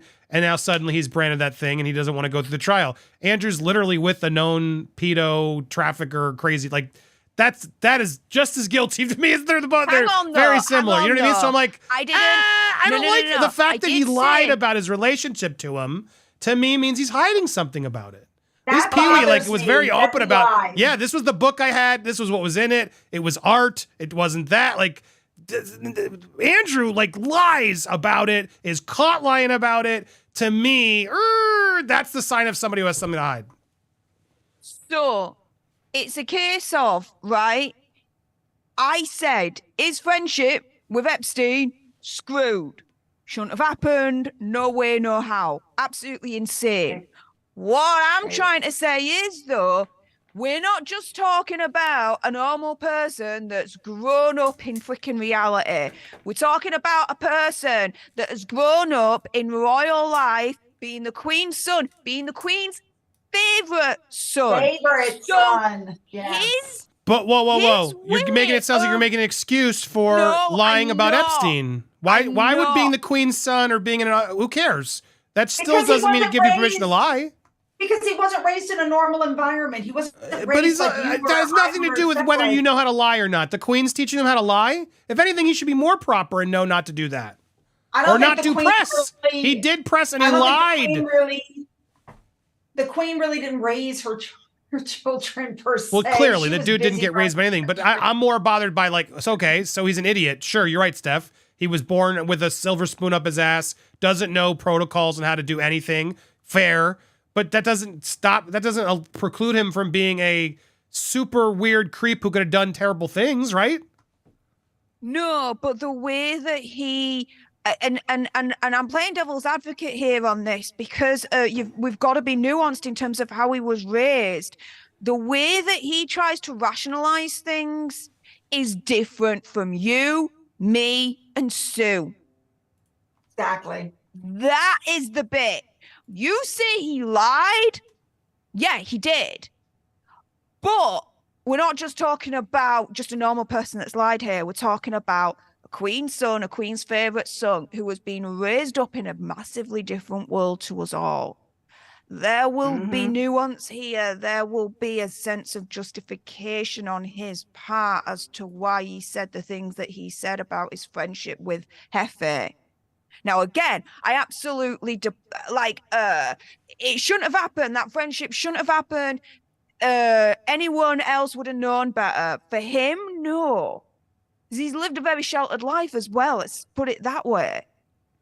Now, setting that aside, this whole thing with V, we'll call her V, and Prince Andrew, she was over the age of consent. It's as simple as that. Also, as well, when you look at the actual survivors of Hefe, they're all pretty much saying the same thing. She ain't a freaking survivor. She was part of it. They're all saying that. They're saying she recruited us. She showed us how to do certain things to make him happy. She lied to us. She conned us. Now, when you've got a survivorship, right, that's turning around to this one person, and this one person is saying, look, I'm part of the survivorship, this, that, and the other, and the survivorship's turning around and saying, hell no, you're not. Where have we seen that before? Amber the Turd. She is not as squeaky clean and as victim as she's trying to make out to be, as far as I'm concerned. Not based on what everyone else is saying in that survivorship. No way. And especially when I read the first ever interview where she came out under her own name and doesn't even say once that Prince Andrew was part of the monster situation as Hefe. Not once does she say that. If anything, she's very complimentary about him. And to be clear, that may be true. And in that instance, she may be lying. Again, it should go to court. They settled, whatever, but understood. But I'm just talking in general, why Prince Andrew, to me, should be punished. His lying about Jeffrey Epstein, it sounds like you're sort of trying to justify it because of the way he is. He didn't know better. Not an excuse for me. As a personal choice for me of whether I want to support Prince Andrew, I don't. You don't lie about it if you've got nothing to hide. If you have nothing to hide, don't lie about it. Yeah, the Queen, there's things about it. You're now under the gun. You know you're under the gun. You're now on national television, and you're going to squirmily get caught lying about this massively big trafficker. Sorry, whether he's just an idiot or not, now he's guilt by association. That's enough evidence for me to be like, avoid this guy at all costs. There's some skeleton in his closet. It may not be V, but to me, I have enough where I feel confident to judge him, where I'm like, this dude's doing something wrong. And I also, just to echo to the comments, I get so irritated. What about Bill Clinton? What about Bill Gates? Andy, I don't see you talking about Bill Gates. For one, we're not talking about them right now. Two, I actually have talked about it. I've made 2 videos about Bill Gates and Epstein. So actually stop being ignorant and assuming shit because you're wrong. And I think they're all despicable. But we're not talking about Bill Clinton right now. We're not talking about Bill Gates. Nice way to push the goalpost. We're talking about Andrew. And that's what we're talking about. I hate when people bring in other people to what aboutism isn't what we're doing here. Andrew is what we're talking about. I think they're all deplorable. Don't get me wrong. But Andrew's the topic. Don't get it twisted. Go ahead. Someone was going to say something. Oh, we're talking about Andrew because he's the brother-in-law of our birthday girl, Meghan Markle. Correct. And I want to move on because it is not Andrew's birthday. It is my birthday soon, so you can support it there. But it's a good debate. On these shows, we will always have a good royal debate, and I feel like that was a good one. Is Andrew in it? And honestly, the audience, as we wrap this up, Prince Andrew guilty as F, 33%. But the winner is creepy, but not as bad as painted. 41% of you. So most of you seem to be in the middle with us. Yes, the dude clearly has some skeletons. The dude's creepy. But was he guilty of that crime? It doesn't look like it. And 27%, which is still pretty large, say the girl's a liar. So interesting. Not a bunch of Andrew fans, but innocent until proven guilty. We do have to sort of continue that. Yeah, go ahead. No, I was just laughing because they're right up my alley. The reason why I think Prince Andrew should be punished the way that he is with the royal family is because regardless of whether you think he's innocent or not, he brought the royal family into disrepute. He threatened the crown in terms of the friendship with Hefe, regardless of how he tried to justify it or anything like that. And no matter whatever you do in that family, you do firstly with the crown in mind, because the crown always has to be protected and always has to be maintained with its ultimate purity, because they are the head of the Church of England as well. And so when you put that into disrepute, when you put that under danger, when you threaten that, regardless if you are guilty or you're innocent, you are guilty of putting that under threat. No, you got to be punished. Now he's being punished. He's being punished. And such a shame though, because he was so good looking when he was younger. He's an actual war hero from the Falklands War. You know, everybody just loved him. And I think if his marriage to Fergie hadn't gone down the drain, I think things might have worked out differently for him in this life. But I mean, it's obvious. I think it's very nice. Fergie is not his responsibility anymore. They're not married. The girls are grown. They're married with children of their own. And yet he has taken it on to nurse her back from her mastectomy, which I think is very, very nice. He's taken her on to take care of her while she's recuperating from her breast cancer, which I think is really nice of him, because he doesn't have to. Oh, hang on a minute though, Sue. No. It's nice of him to a certain extent. No, he's done it to allow himself further time in the Royal Lodge. Because he can then he can then turn round to King Charles and be like, you can't kick me out because Fergie's here and I'm helping her back to health, this, that, and the other. It's a bargaining chip for him. But he has a lease for 75 years. And as part of that lease, he has to agree to keep the house in repair. And it does need several $1 million in repairs. And apparently the repairs are underway. And he's refusing to move out during the repairs because he's afraid if he moves out, Charles won't let him back in. But if he has a lease and he's keeping the repairs up, Charles can't make him move. That's the problem. King Charles is still trying to make him move regardless. And it looks like if King Charles is still trying to make him move, there must be something up King Charles's sleeve where he's able to do it. Some kind of loophole potentially that he's trying to take advantage of. And this is where, again, then Fergie comes into play. Fergie's a pawn in all of this. He's moved Fergie in so we could pull on the heartstrings and be like, no, you can't kick me out because Fergie's here and I'm nursing her back to health after that horrific 8-hour procedure that she was in. Like, this is no joke what she's had to go through. That's because they did the reconstruction at the same time.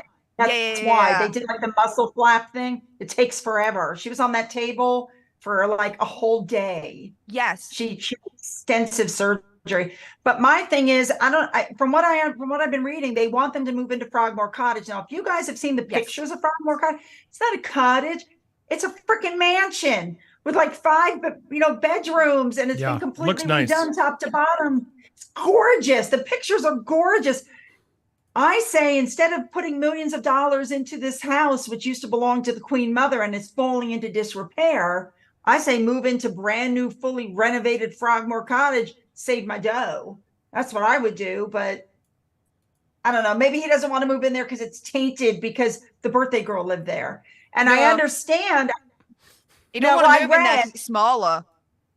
I read that, Meghan left a note behind for the next tenant about what a wonderful house it is and they hope they'll be happy there. And I was like, what? Oh, like, seriously, she's so lovely. See, yet another positive comment on Meghan Markle as we celebrate the birth of Miss Meghan Markle. Happy birthday. Let us not lose sight of what today is all about. August 4th is the day that Meghan Markle was born into this world and into our lives. This queen of just the most amazing qualities has graced us with such joy and pleasure and entertainment. We are so honored today to celebrate the birth of Miss Meghan Markle, the Duchess of Sussex, the wife to the lovely Prince Harry, the King of Gingers. This is such a duo, a wonderful duo that we shall honor here on Popcorn Palace today only.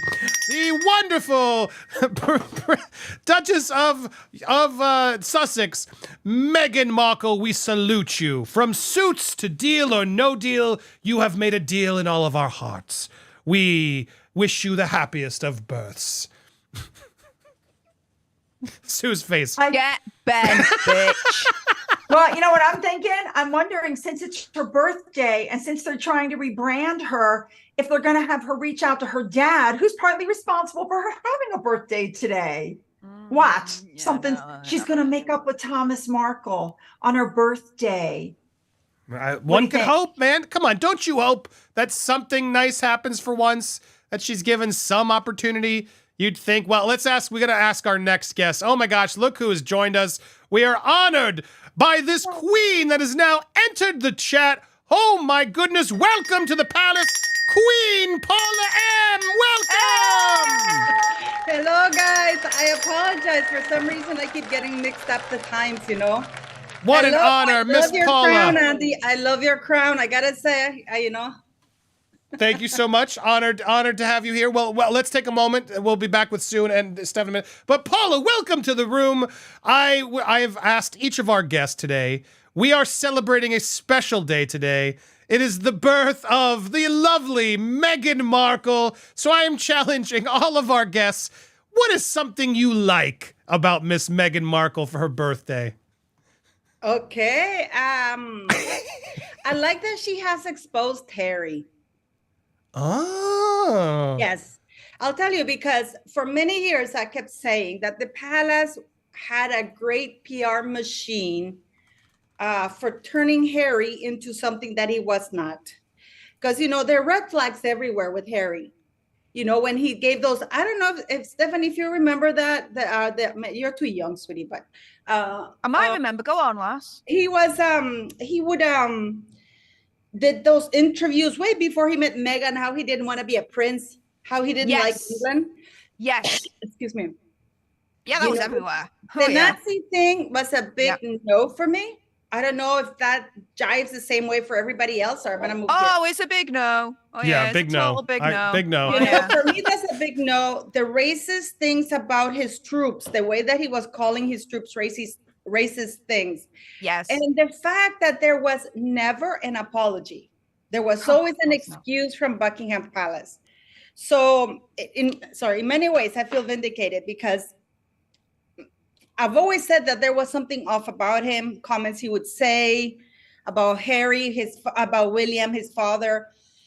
Excuse me. There was something off. So Meghan Markle came along, and in my channel, what I talk about is, you know, you can't polish a diamond. You can't turn a diamond, even it comes from coal, right? But it has to be there in order for it to, you know, for you to find a diamond. It has to be, you know, there. Meghan couldn't bring something out on Harry that wasn't there already. She just helped him get it out and make him feel good about it. I don't know if I'm. Yeah. You can't polish a turd either. I've said it myself, Paula, because the overwhelming kind of feeling in the community is that, oh, Meghan's controlling Harry, blah, blah, blah. And I'm like, no, that's not it. This has always been in Harry. It's just Meghan's been the catalyst that's allowed him to bring it out, because they bring it out in each other. That is what's happened here. Now, Paula, let's really go deep cut into this. This is rumor, conjecture, speculation, all this lot, right? But do you remember there were two squaddies in the same unit as him that was done in the courts in the UK for attacking, like brutally attacking a female? It's always been rumors that Harry was actually a part of that and that he should have got done for it as well. But he didn't, because again, the palace stepped in, saved him, brushed it under the carpet. But that ain't the only incident that he has had quite a few incidents whereby he has been allegedly, speculative, rumor, blah, blah, blah, aggressive towards the opposite sex. Have you heard that one? Absolutely. And I think even in his book, he says something like he thought he was going to get in trouble because of women, or he was drunk or something like that at Eton or in the barracks or something like that, because he was, or it was in one of the very well-known biographers' books that said that when he was in the military, you were not allowed to bring women, and they had this massive party, and he brought this, how should I put it? This lady who charges for love, into that thing. And it was, and he didn't, nothing, but apparently she complained because she was roughed up. But because it was Prince Harry, it was, she's just a nobody. She's just making things up, because the go-to party line is, they are exploiting him because he's a prince. So I have heard that, but I don't know if I'm not sure. Any of you can correct me, please, if it wasn't Spare that he mentioned that he thought he was going to be exposed at Eton. Also, there was also another thing at Eton as well. I believe that there was a big party. I can't remember that. I got to be honest, I didn't read the Spare. I wasn't spending my money on that. I never read it. I never bought it. I didn't buy it, but somebody sent me the. Oh, I've read it. That took me a while to get through. Like, usually I can read a book like that, but that thing took me a while to get through. I couldn't read it all. I got to tell you, I couldn't read it all. That between Mounting a Woman and you know what? For all of those woke people, because now, with that thing with the RTF that they're doing with the youth. Yeah. How they not read the book? How unkind he is to women in that book. He's horrible. I mean, if it were not Prince Harry and you put any men writing that book, that man would be canceled within, I don't even think they would be publishing that book. The way he mounts women, because that's how he mounted the women, like the way that he talks about the Eton matron who was actually very kind to him. Yes. And repays kindness. I heard he made fun of the way she walked, and he would be laughing. Looking. And the way that she looked as well. He had comments on that. It's like, dude, it's like they turn around and they say, whenever we criticize Megxie, one of them favorite comebacks is you're misogynistic. Dude, who's she fucking married to again? Calling pot kettle black? Like, Ben, I don't think so. It's actually quite extraordinary. It's quite extraordinary that he gets away with. I mean, and there's Rebecca Brooks. He was an editor-in-chief. I mean, it doesn't matter. You don't.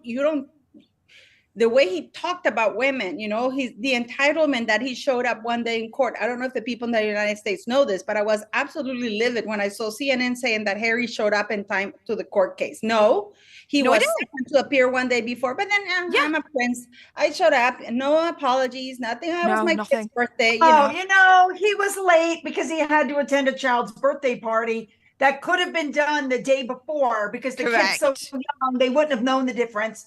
I could not believe the arrogance of him to not show up on the first day of court. Judge. That is not a good way to start off with. This has gone from a birthday celebration to a birthday roast, and I'm adding one more to the mix. Oh my gosh. Look who's joining us as well. Oh, look, Megan's here. Hey, Megan, welcome to the show. Happy birthday, Megan. Who's that? It's Megan / Kinsey. Megan.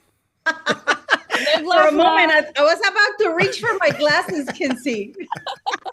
Live, laugh, love. Oh, my terrifying. Oh, don't scare us. Now, sorry, I left Kinsey in the lurch. I didn't mean to. I forgot. I went to the wrong place to invite everybody. Now we have a packed house. Look at this. I love it. Kinsey, welcome to the show. Paul, I'm coming back to you. We'll come back to everybody. Kinsey, I'm giving you a spotlight for a second because first of all, welcome Queen Kinsey to the Popcorn Palace today. Now, Kinsey, I've asked everybody who's here, what's one thing you can say positive about Miss Meghan Markle today for her birthday? Oh, what is something positive I can say? She looks great for her alleged age. I know what Steph said. Oh, is that what Steph said? I missed Steph. I love you, Steph. Good to see you. Oh, I love you too, Kinsey. No, I said that she wasn't unfortunate looking. Oh Like, she my doesn't look deformed, you know. Yeah, so at least she's got that going for her. She wouldn't even say, I'm like, oh, so she's beautiful. Steph's like, oh, no. I guess I could also say I loved her in 90210. Oh, that's true. I'm sure the guy in the car loved her too. All right, now we have such a good crew. Let's do, all right, one word answers. Ready? Oh, crap. All right. I'm going to say, when we think of Prince Harry, what's the one word? Wimpy. There's one word that came to mind, but I couldn't say it here. Yes, you can. Oh, you can say I it. really We're fine. can't. I can't. Jesus. All right, Megan, first word. Antisocial. Aggressive. Narcissist. Yeah. Bagless. Wow. There's a couple of words, because I just want to say something. If this woman keeps spraying more tan on herself, I think she's now more orange than Donald Trump. And that's saying a lot. That's very rude of you, Paula. That's very rude. No, I mean, it's incredible, and you're all ladies here, that, I mean, this is a woman. Andy? I don't know who's advising her to dress that way. No heels, long dress, horizontal, thick stripes. Somebody said she wore a beach towel, and you couldn't tell that she was married to Harry.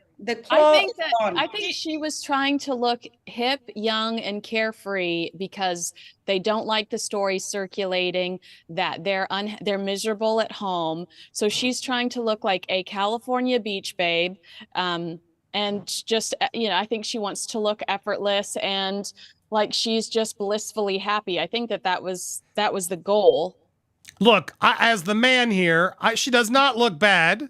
Like, she doesn't. If I didn't know who she was, I'd be like, all right, she looks nice on her birthday. And it looks casual, but, elegant. I'm not going to knock her on the look on her birthday. You really think she's... But Harry looks like he has a lot of hair, too. Well, Harry's shirt's like all... he didn't iron anything. No, but I'm saying that photo is Photoshop because you can see how much hair Harry has on himself. His phone sticking out all awkwardly in his pocket. But yeah, look, she looks good. I'll give her that. She does look good. Did you happen to notice Harry's hair when in the pictures where they're sitting under the gazebo making those phone calls, the big bald patches in his hair? He's definitely balding. It happens. They have been no, they've been harvesting hair. What? To transplant. There's little scabs. You can, if you take a look at the picture and zoom in, my love. From this date night? No, from the where they're sitting having the talk with the people, with the kids. Oh, on the phone. On the phone, you can see the side of Harry's head if you zoom in on some of the pictures. Hold on. There's like clumps of hair missing, isn't there? I saw that as well, and I commented on it. Yeah. Someone sent it to me. All right, I can't find it here, but if you send it to me, I will play it. Andy, crazydaysandnights.net reported that he was taking pills to regrow his hair. This is obviously alleged by crazydaysandnights.net. They said that he was taking pills, and when they didn't feel like that was working, he did decide to do the plugs, which would make sense in regards to this conversation. Yeah, but the point that I wanted to make with the photo where you said Meghan looks nice. Meghan does not allow a photo to go out unless it's heavily photoshopped. This is why you have Harry with lots of hair. And she looks nice. Like if you I get it. She's approving which ones to make sure she's been touched up or whatever. Yeah, that makes sense. And she looks she's like she's talking to nobody. She's always very, very like,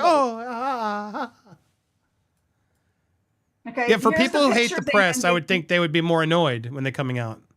There's the pictures. You can zoom in on his head. Well, as you can see, though, the friend is in between the two of them. They're not holding hands. They're not loved up. They're not. Yeah. Talking. I loved your. Let's get Paul and Kinsey on this because was there more that were missing? Why were they there with some third wheel friend on the birthday? Was there anybody else at this birthday dinner? Do we know? I'm not sure who all was attending the birthday dinner, but it's my understanding that this was all a staged paparazzi shoot to squash the rumors that there was any sort of turmoil going on inside. And I personally would have done it just with my husband if I was trying to do that. I would have held his hand, maybe licked his face. I don't know. I'd be pretty desperate at this point based on what we're hearing. I think that the entire goal here was to shut down the rumors that they were taking some time apart, despite the fact that Harry's headed to Singapore next week. So, I mean, we'll see. Yeah. Right. And as Sue pointed out pretty well, it seems that, again, we don't see video, it's just stills, but that it seems like Harry's not even leaving with her. One of the shots in here made it look like he's like saying goodbye to her in the car. Paula, do you agree with that theory? Do you think they were? Yeah. Actually, I do have some insight in that. I know that, Abigail Spencer, one of her, I mean, I don't even know you can call friends for Meghan Markle. She's networked. She doesn't have friends. She networks, right? Yeah. But one of her friends that, the one that she walked out with her and the baby shower in New York, it's her birthday today as well. And apparently they couldn't get anybody to come have dinner with them because they know that she calls paps and they don't want to be pap with her. Not even Abigail Spencer, and it's a nightmare for her because even Ari Emanuel, who's a huge, from what I understand, talent, and who has all the A-listers in his pocket, can't get even a B-list or a D-list to show up with her, and the Claw is gone. I don't know if you know about the Claw, Andy. No, please elaborate, because for anybody else who doesn't know I know the Claw. I love it how Andy's learning all this stuff. Google it's so the cool. Claw, because I mean, everybody, Meghan Markle, there was the time at the they went everywhere. In official events, they won't let go of their hands, especially Meghan. I think Harry gave a speech at the UN. And yes, the Claw. Okay, yeah, I do. Here it is. Okay. Sorry, keep going. I'm gonna look at some She more didn't want to hold her hand because I had so many requests to go. And she grabbed it. She grabbed it and she put it I mean, and when we called it out, we were told, "Oh, you guys don't know what love is." Harry's saying that he was separate, So yeah. Can I just really quickly? Wow, there's a lot of hold on, dear. Yeah, go ahead. Say it. Sorry. Oh, sorry. Hold on, Kinsey. Let me claw you. Now you can speak. Exactly. Well, yeah, that's a very Meghan Markle move of you right there. I was just trying to figure out who this Matt Cohen guy is that was with them in Montecito. There are some of these places are reporting that he's an actor, although I don't recognize him. It would also make sense if they were looking to rally a group of people around her for dinner because of all the headlines saying that they're absolutely friendless. The Beckhams have dropped them, the Clooneys have dropped them. Everybody's dropped them. Serena Williams has dropped them. So it would make sense for her to rally a group of people and her husband to try to shut down all of those rumors with this one PR execution. Right. But I love this theory because it's interesting if she did that and only this dude showed up. What a weird dinner. So he's not an actor? Heather Dorak's husband. Is he an actor? I don't think he's an actor. I just think that's Heather Dorak's husband. I don't know if he's an actor or not, but that's who went to dinner, which we discussed this earlier. It's like, how weird is it that one of her friend's husbands went to dinner, but the friend didn't go? It's very, but that makes me wonder, maybe these people in the back are people we didn't know. I find it incredibly hard to believe the three of them went out to dinner. There has to be someone else we're not seeing or exited early or is still in the restaurant. Paula's saying no. You're like, nope. You think the three of them went? Do you even think there was a dinner? Yes. There was dinner. Actually, I have a friend. I can't say the person's gender, but them.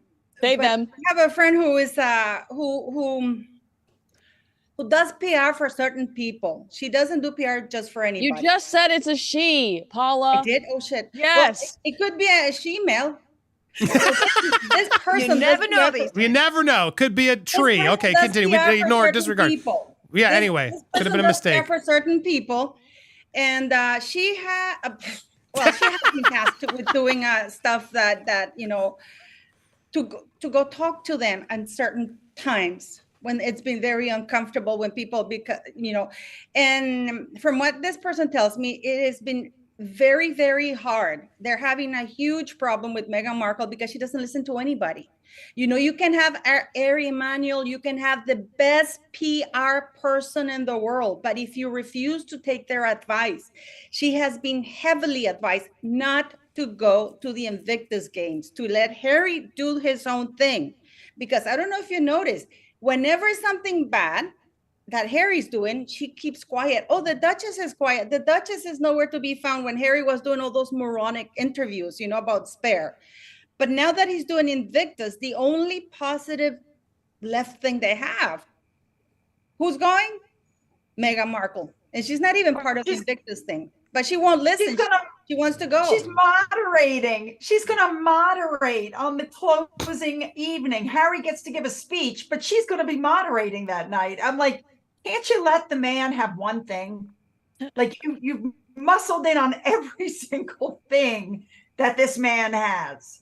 Like, just stop. I'm waiting to see the outfits that she wears this year. Maybe it's another $500,000 ensemble like last year, which I thought was really rude in front of all of these people that are on a fixed budget.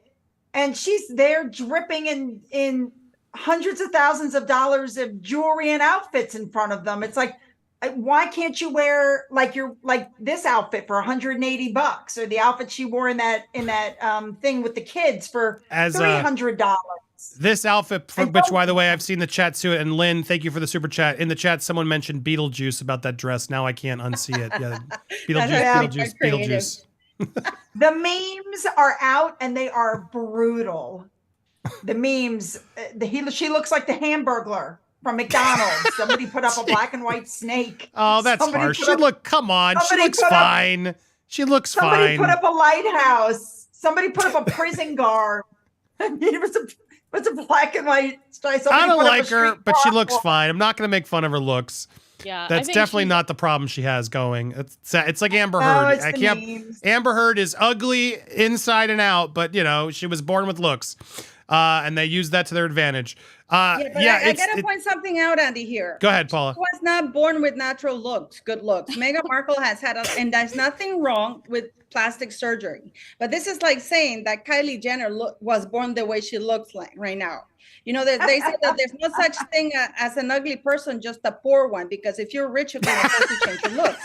Meghan Markle has altered her nose, her teeth, her mouth, her chin, even her jaw. Her hair is not even natural, you know. So if you know, she would look beautiful if she had kept her stuff. There you go.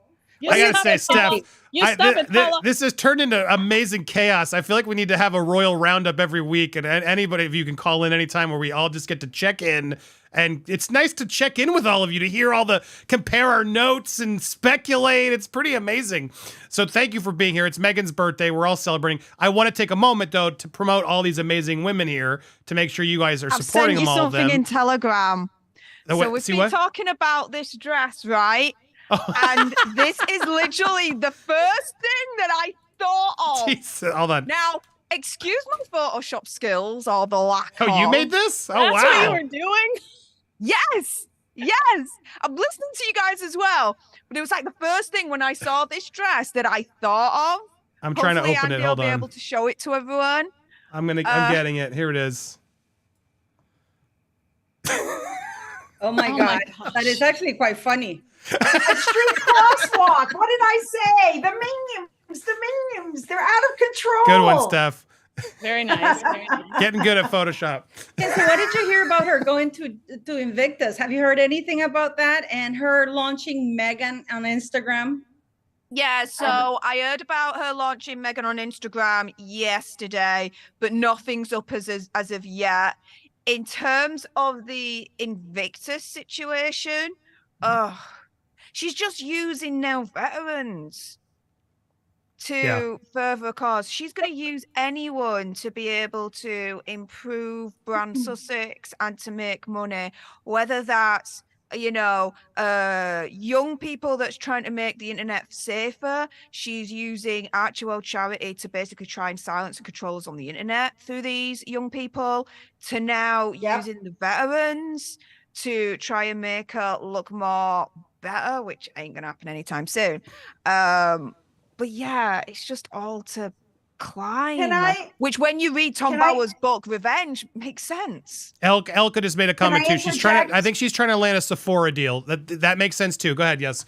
Go, Sue. I was just going to say, when you're talking about charity, and yes, we're talking about Meghan, but I think it was extremely unethical that Harry took the Better Up company that he's chimpo of, and now Better Up is giving the veterans of Invictus, as of last year, 500 veterans free services through Better Up. What that means is Better Up's not paying for it. Somebody else is. I have a feeling it's Invictus. I happen to think it's highly unethical to take Harry's Invictus charity and pair it up with a company that he's actively working for. I think that's beyond unethical.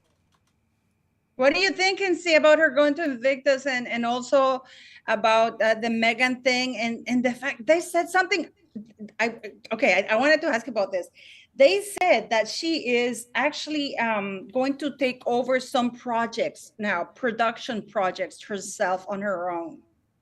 Yes, I have heard that with William Morris Endeavor. William and Morris Endeavor has been trying to help her using their people that they represent, find really good scripts, like, authentically good scripts, and then maybe being able to pair that with some of the talent they represent to present Netflix with a project that's a no-brainer, that could very well succeed despite the fact that her name is associated with it. I mean, that's what they're trying to do, because everything else that they've presented did not excite Netflix.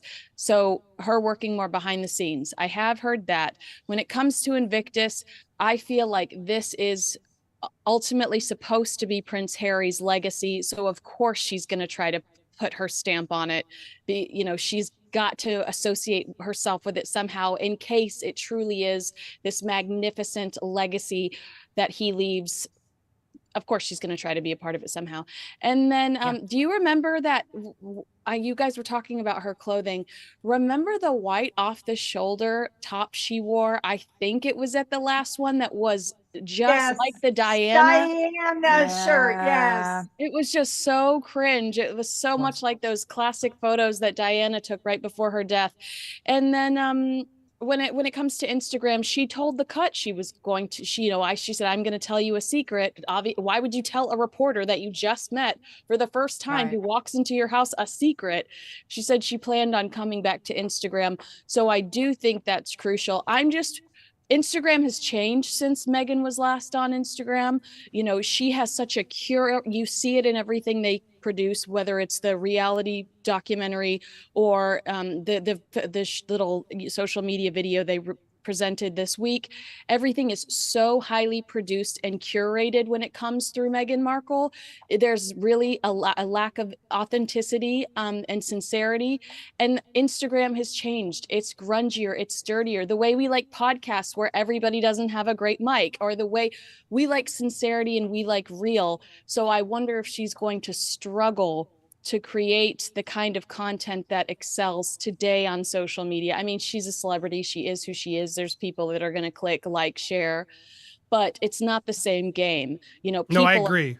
Yeah. She's going to have a tougher time in today's climate. It's far harder now to succeed because I feel like she's also giving it all away. Like, there's not much more they can say. It's like her supporters support her and her haters hate her. And I don't feel like there's not much mid people who are going to suddenly come join the Meghan Markle brand.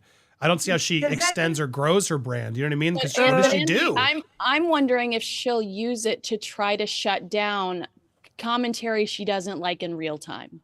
For instance, if I say something she doesn't like, I'll notice that a source close to Meghan will contact the Sun or something, and I'll have a source close to Meghan combat what I say days later. But by the time they combat what I say, what I've said is has oversaturated the market to where the story's done. The story's over by the time. So is she going to use Instagram, even if it's in her stories, to be like, not true, this is ridiculous? I'm wondering if she tries to use it to combat the negative press she doesn't like.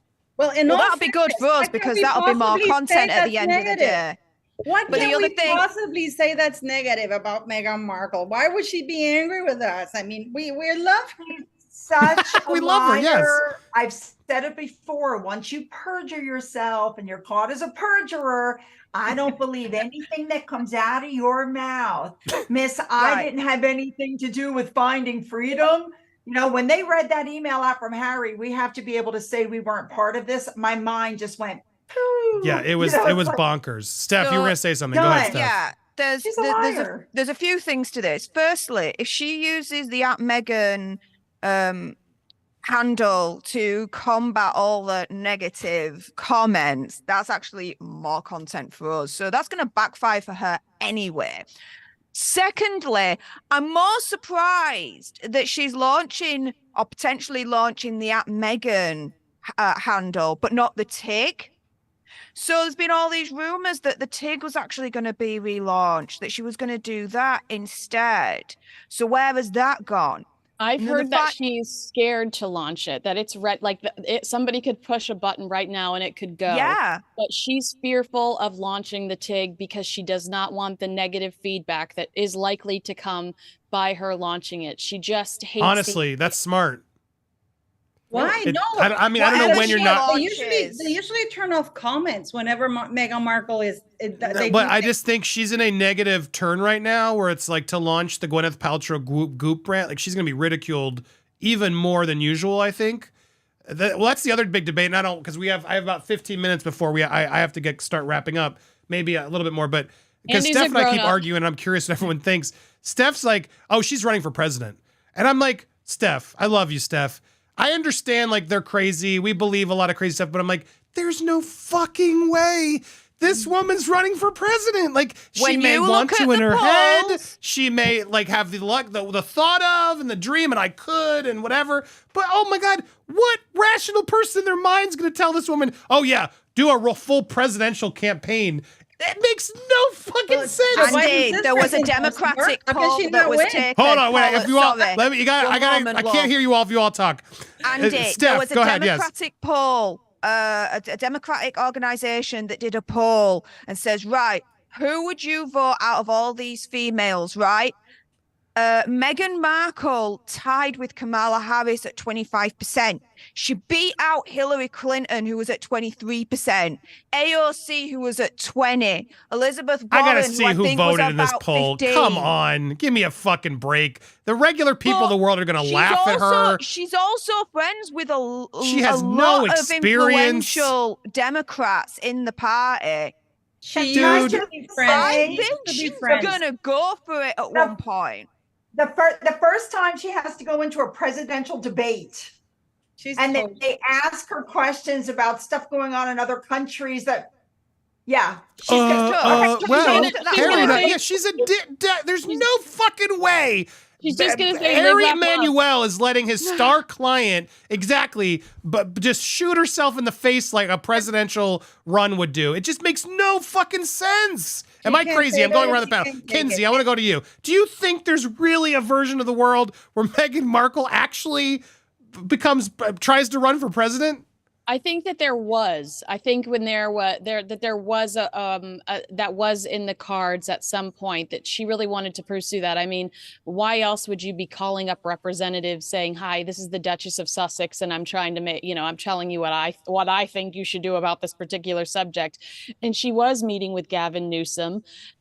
She had several meetings with Gavin Newsom. Obviously, he entertained them for a different reason. He's thinking that she would be, and Harry would be great to help him fundraise for his presidential bid. So obviously he would be kinder to her, even though some of her aspirations might be a little delusional. However, I do think when she sat down with Ari Emanuel, the decision was made that she was going to go all in on trying to become the next, the next superstar, female superstar, behind the scenes producer, an entrepreneur, and that her political aspirations had to be put aside. Also, I mean, I do think people like Ari are saying very seriously, the thing that makes you relevant is this title. The Duchess of Sussex title. That's a title she'd have to give up if she pursued politics. And I think the right people are telling her that's the only reason why people care about you. I just want to say something here. You know, I don't understand this Harry Emmanuel. I think he has more of a chance to resuscitate Harvey Weinstein's career than Meghan Markle's. I mean, that's not true. Google Ari Emanuel and look at what he's been accused of and look at the trouble he's gotten himself out of. Oh, this is a very talented person. Yeah, but I get what you're saying, Paula. You're not wrong. Make Spotify go. This is a woman who kept saying that Spotify has so much red tape that this is why she flopped, in spite of the fact that they said that she beat Joe Rogan for endless weeks.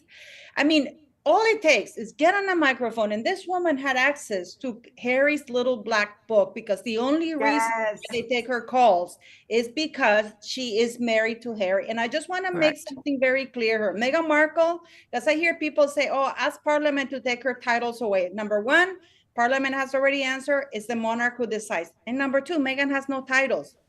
Her husband has titles. It's Harry's title. It's Harry's title. But Paula, at the moment, because we've reported on this, there is a removal of titles bill going through Parliament. It's had its first reading in the House of Commons. It's having its second reading on the 24th of November this year. Once it goes through, once it then eventually passes royal assent and it goes through, it gives either King Charles or a Parliament committee to vote for titles to be taken away.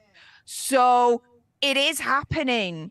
Like, those titles are going because you've got both ends of our political spectrum, Labour and the Tories, which for Americans, you're talking Democrats and Republicans, that are trying to do the same thing, but slightly different, getting those titles removed. So it is happening. It's going to take a couple of years because it takes a few years for bills to go through our Parliament, but yeah, it's happening. Paul, and sorry, Paul, you have to unmute. I just because of the dog. Unmute yourself there, and you'll hear Bill while Paula figures it out. Yes, yeah. What I wanted to say is that I've gotten so many emails, people saying that Charles is in talks with Parliament to take custody of Harry's kids. He has as much of a chance to get custody of Harry's kids as custody of Sarah Tyndall's or Peter Phillips or Princess Eugenie or Princess B. That is absolute rubbish. When Princess Diana and Charles divorced, they had shared custody. He can't have custody. I mean, and those kids are there. Charles is being urged by Parliament by also Prince Andrew. Don't think it's just Harry. They're asking him to strip Andrew of titles and to remove them from the royal website, because oddly, no newspaper reporter is talking about why Meghan and Harry are still on the monarchy's website. You know, and they all are happy they're at the bottom. It doesn't matter they're at the bottom. They're there. I thought that they were removed recently. Is that true? No, they're on the website. No, they're on there. Not only are Harry and Meghan still on the website, it still says that they're supporting the Queen. And that they split their time between, the two continents and in their work. I don't see that. But I had a question. Was anybody else here as surprised as I was? I was absolutely shocked that they actually came out and said that the reason Archetypes failed was because it was Spotify's fault. Yeah, that was amazing. Surely. They left them and they didn't tell them what to do. Yeah, Meghan Markle would have never had a billboard, not even for Suits, in Times Square. Spotify gave her everything that they could have possibly given. They set her up to win. They lied about how successful the podcast was, so we wouldn't criticize it. And it's a great, I compare it to when Meghan Markle complained on Oprah Winfrey that she didn't have any help navigating the British royal family. It's called Google. Why do you always have to blame other people? You did have help in the British royal family. The Queen offered you Sophie. You told the Queen you had Prince Harry. Samantha the Panther Cone took her on for 6 months. Yeah. Not only that, she took a 2-month course in Pasadena 9 months prior when she started dating Harry. The gentleman came out and she said that she'd been there 9 months when she started dating Harry. She took 2.5 months, of course. She came around a couple of times. She didn't take 2 months worth of courses. I know him. He's friends with Andrew Morton. I go over there sometimes. But yeah, she did have a tea. He did teach her how to have proper tea in Pasadena, California. But no, I just think it's another example of them blaming other people for their problems. And the reason why I suspect and wonder if there are truly problems in the marriage is because at some point you start blaming each other, because you start going, wow, this is the 13th thing that's failed. So maybe we should acknowledge the fact that something else is going on, but you're not going to admit, because like Steph said, maybe we have a narcissist on our hands. You're not going to admit that you could be a problem. So then it becomes that person's problem, the other person's problem. And so now are they blaming each other for their personal and professional failings? I think what's happening here is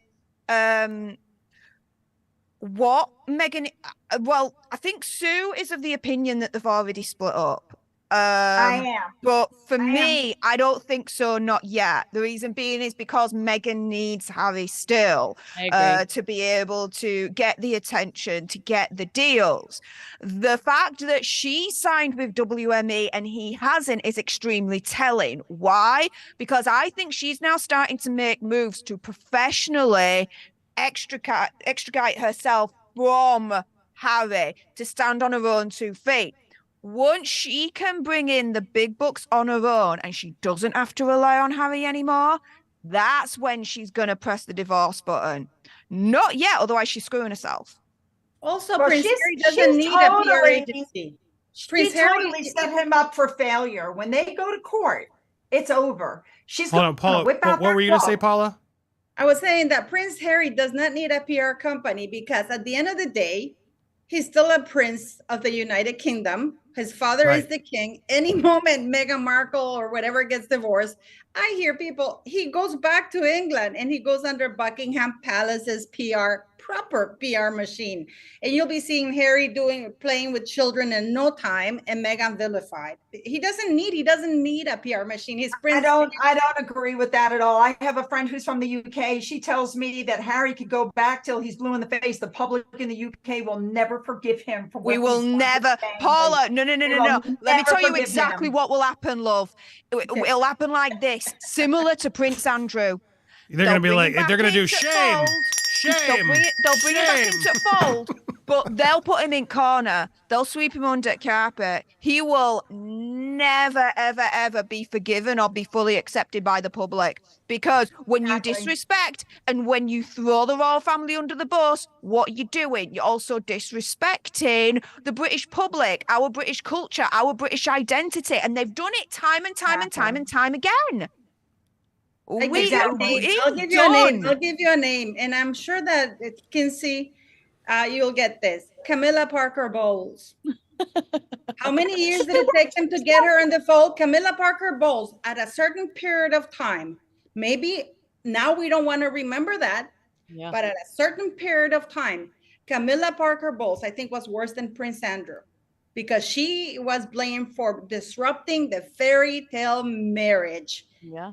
I mean, it was. However, Paula, and now she's Paula. However, Camilla also worked hard for 20 years, put her nose to the grindstone, and never talked. I was just about to say, and never talked. Exactly, Kinsey.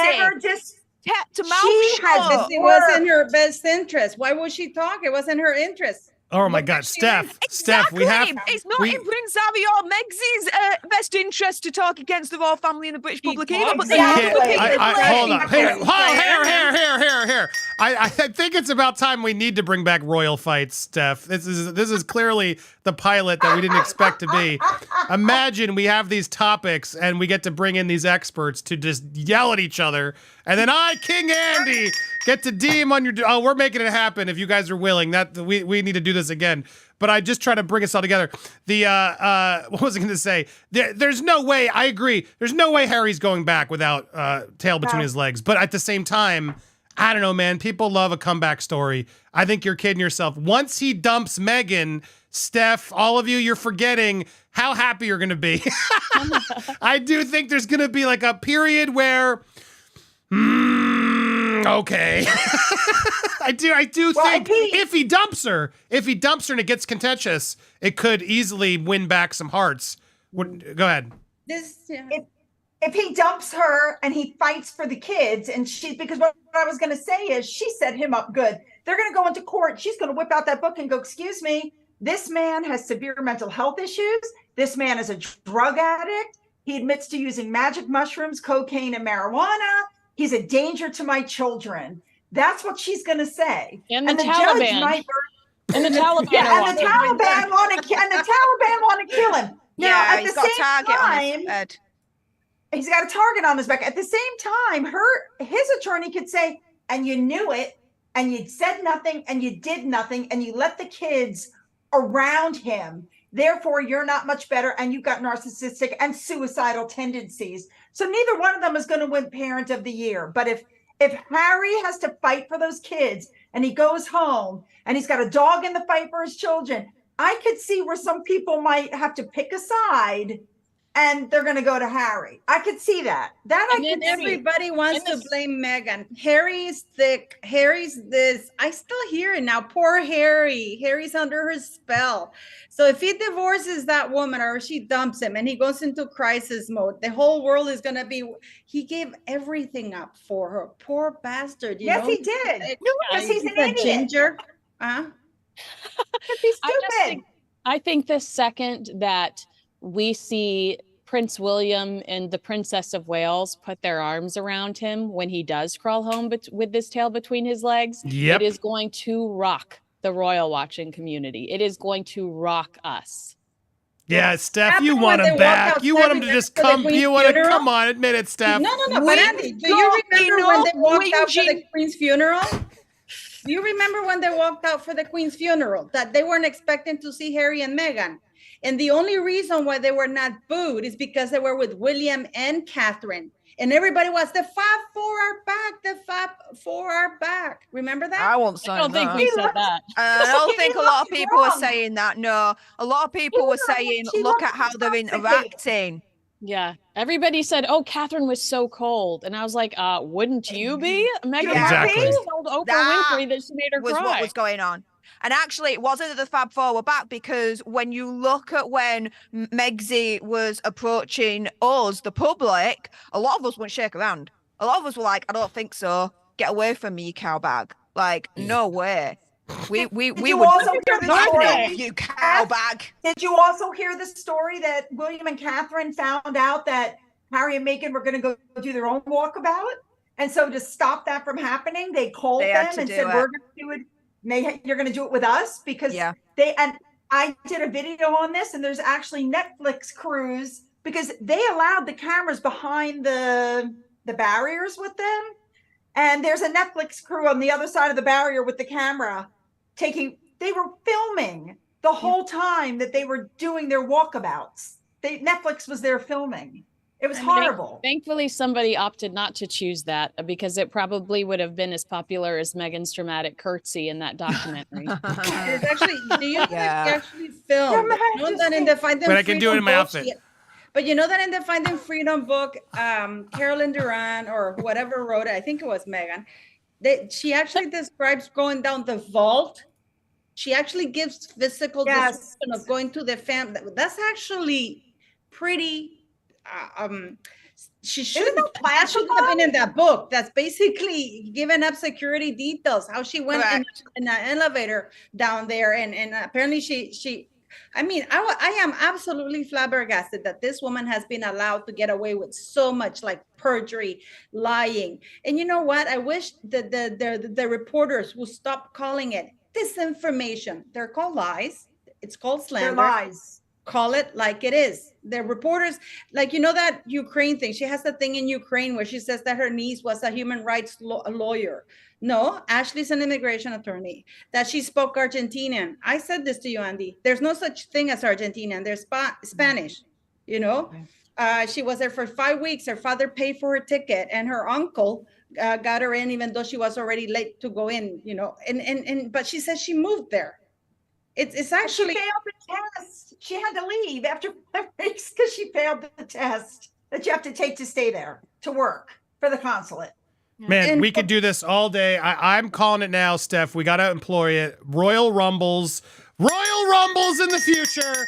We will prep these topics and these ladies if they're willing to come back, and we will judge, take royal court as we debate some of these important issues. But I do want to take a moment to again, I tried to do this earlier, and I'm going to take over and do it. We gotta properly promote these ladies, because you need to be following all of them if you're not already. First off is Steph the Alternerd. Hello, can we get her to 100K, people? Show her some love. She's what's coming up on Steph the Alternerd, Steph? Let me giving everybody a chance to plug themselves. Yeah, so some new evidence in regards to the AgeGate situation with Megxi. So there's going to be an updated video that will be released in a couple of hours' time. And then I'll be going live tomorrow and on Sunday, so make sure you join me there. And yeah, just more royal gossip and news on Hazza, Megxi, and the rest of our family. Love it. So, love it. Next up, Sue Smith. What's coming up on your channel, Sue? Well, I'm trying to get to 65,000. So let's do it. Close. Can we get her to 65? I'm close. I also, for those who don't know, I put out a video every single day except for Sundays. And lately I've been putting out 2 or 3 videos a day because there's just been so much information. But my videos tomorrow are going to cover a couple of the real royals that are the working royals. We've got Anne and we've got Mike and Zara Tyndall. I'm talking about the Beckham snub. I'm also talking about the Better Up being mixed in with the Invictus Games, which I happen to think is a major conflict of interest. And we're also talking about the birthday pictures, and I've got some amazing memes. You guys know I love my meme videos. I've got one of those tomorrow. Love it. And then actually, Paula and Kinsey, I don't think you got to hear this before you come in. I'm going to plug you in a second, but did you hear what Steph, plugging ourselves so people can keep supporting while we do this? Did you hear what we're going to do? We are going to get a bus. Steph's flying in to Los Angeles. We are going to get a bus, and we are going to do the worldwide privacy tour. We are going to drive that bus up to Montecito. We are going to get the privacy signs, and we're going to go outside that house and demand, we want privacy! We want privacy! We want privacy! We're going to go do it. We're going to get the photo op. Maybe the security will call us. Who knows? We'll stop at the restaurant they went to supposedly last night, the farmer's market. We're going to create a whole worldwide privacy Montecito tour, and you're all invited if you want to come. These guests, we'll let you know when we're doing it. But how does that sound? Does that sound pretty epic? Andy, are you going to go to the In-N-Out Burger where Meghan claims they know them by name? Not because they're famous Duke and Duchess of Sussex, because Prince Harry just loves In-N-Out Burger, so they know them by name at the drive-thru. Oh, now I will now. Of course, I'm going to say, so we're going to go ask them. We're going to get videos. We're going to do it. So all the proceeds today on Meghan's birthday will go to us showing up to their house to say we want privacy. But we are not harassing them, and I'm not telling anybody else we are. This is all in good fun protest. Please leave them alone. Don't show up to their house. That's not what this is. Stop. But I want to see. It's like a TMZ tour. They're allowed to go walk by politely, civilly. I've asked legally. We're not going to cause a disturbance. Montecito's like one long road. So that's why, to Sue's point about them potentially being separated, that's one of the biggest arguments they're making. If Montecito's just one long road, then why does Prince Harry, who's never 5 minutes away from his house, need a separate hotel room in Montecito to spend the night? I mean, it is pretty questionable. And that with that huge house that has how many damn rooms in it? Well, 16 bathrooms. Just sleep in a tub. You'll be fine. I know. Like, what the hell do you go get another part of the house? That's weird. Anyway, but so stay tuned. You can support Steph's links over there. You can donate through our Linktree link. Steph's links there as well. Also, my birthday is going to be, we're having a birthday celebration for me. That one really matters. And so many of you have been sending gifts. You asked for some more. There's some Amazon links there as well. You can also send fan mail. Just send a cool letter or some art or something. The address is here and so much more, as well as links. So that's how you can support us. Kinsey, what's up on you have so many places to go find you. You can also find her over on the To Die For podcast over on Spotify. But let's get our YouTube numbers up. You can go to Kinsey Schofield over on YouTube. Where else can people find you, Kinsey? I think I'm mostly just excited about my podcast. I uploaded a new episode yesterday, I think, and I have a new episode of Majesty with Christo Fufus and Kinsey Schofield coming up in the next few days. So you can go to Die For Daily, right? To TODIFOR daily.com. It's right there on screen. And if you haven't already, go follow her on Spotify and her podcast. I was on it. We had a blast. I'd love to come back sometime. And check it out. It's daily talk over on the Spotify.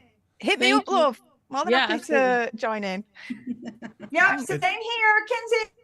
Epic. Absolutely. Yes, please, everybody. All are welcome. And then Paula M over on YouTube as well. Love having you, Paula. I love your energy. Thank you. What's coming up on Paula M?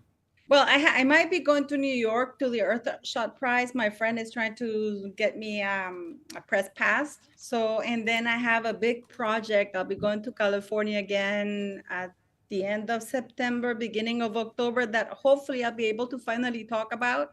So yay, so I'm really looking forward to it. And I got videos every day coming out, and I'm doing, I have a live in about 20 minutes. So yeah, hopefully, you guys go check us all out.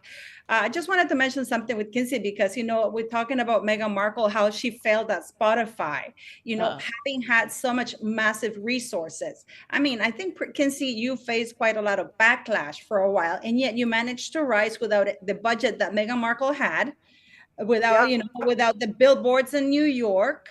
And, you're very well known and, and you did it all on your own. You don't need 28 producers, you're a hard worker. So let's show her some love. And, because I watch her podcast and everything. So if you want to have me there too. But yeah, I hope I'll be able to talk about my big project in California soon. So, and New York to see Prince William. Ooh, exciting stuff in the works. So there's all the amazing people as we have a couple. Did you set the redirect, Steph? Can you help me set the redirect? I'll set We the have redirect, a premiere over on Popcorn Planet that's going to premiere at 1:45. So I'm just stalling for a few more minutes as we wrap up the show. But you can watch our birthday video over there. We'd love if you want a quick watch, and then you can go check out Paula's live right after. It's quick. So go check out that. You can check out Paula and everybody else, their videos. But we are going to redirect you to the premiere of today's Popcorn Planet, where we will discuss a very debatable topic, Meghan's age. Oh, you're not going to miss this one. Get involved. We're gonna fact check this one. So go check it out. It's a fun debate, and Steph did some good research on this one. So stay tuned for that premiere and go support it if you can. But it's with our last few up. minutes, with our it's not showing up. No. See if you can figure that out as we're going. Maybe in the settings as we wrap up these minutes. It should. No. We're following Popcorn Planet.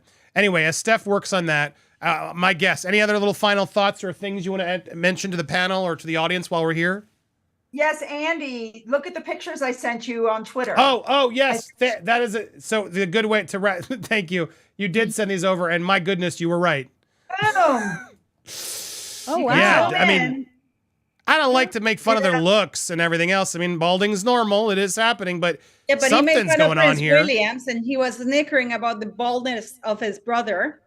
And when Anderson Cooper asked him, "Don't you think it's cruel of you to make fun of your brother balding?" and he's like, "No." Do you see the scabs there? I think that these are legitimate observations. I don't think anybody's making fun of him. And see Days and Nights actually suggesting that he's getting plugs. It's simply just this is just another conversation piece to determine whether or not that could potentially be true. I've always wondered with them in Hollywood, wouldn't this be extremely important to them? They're just their both looks? of them. Yeah. Of course. But if you look a little closer, you can kind of see the scabs. That is not hair loss. That is a surgical procedure. He had hair removed from that area, harvested from that area, and probably placed on top. That's so much weirder. I'd much rather be bald on top than on the side. The sides. Well, it's going to grow back, isn't it? Doesn't it grow? No. Yes. I see. Because it'll grow on the side, but not on the top. They shave it to the plugs, and then the hair grows. When after. Are we sure that that's not sun shining through the trees? No, it's from multiple angles. Well, this is sun. This is definitely glare on top. Okay. This one's sun, but down here, because you can see the sun look. This is right here is what we're looking at, right? This area. Okay. That's the scab right there in the middle. See that? I'm surprised he hasn't put any veneers, on his teeth. Oh, I don't think I think his veneers are fine. Or his teeth are fine. I think he looks fine.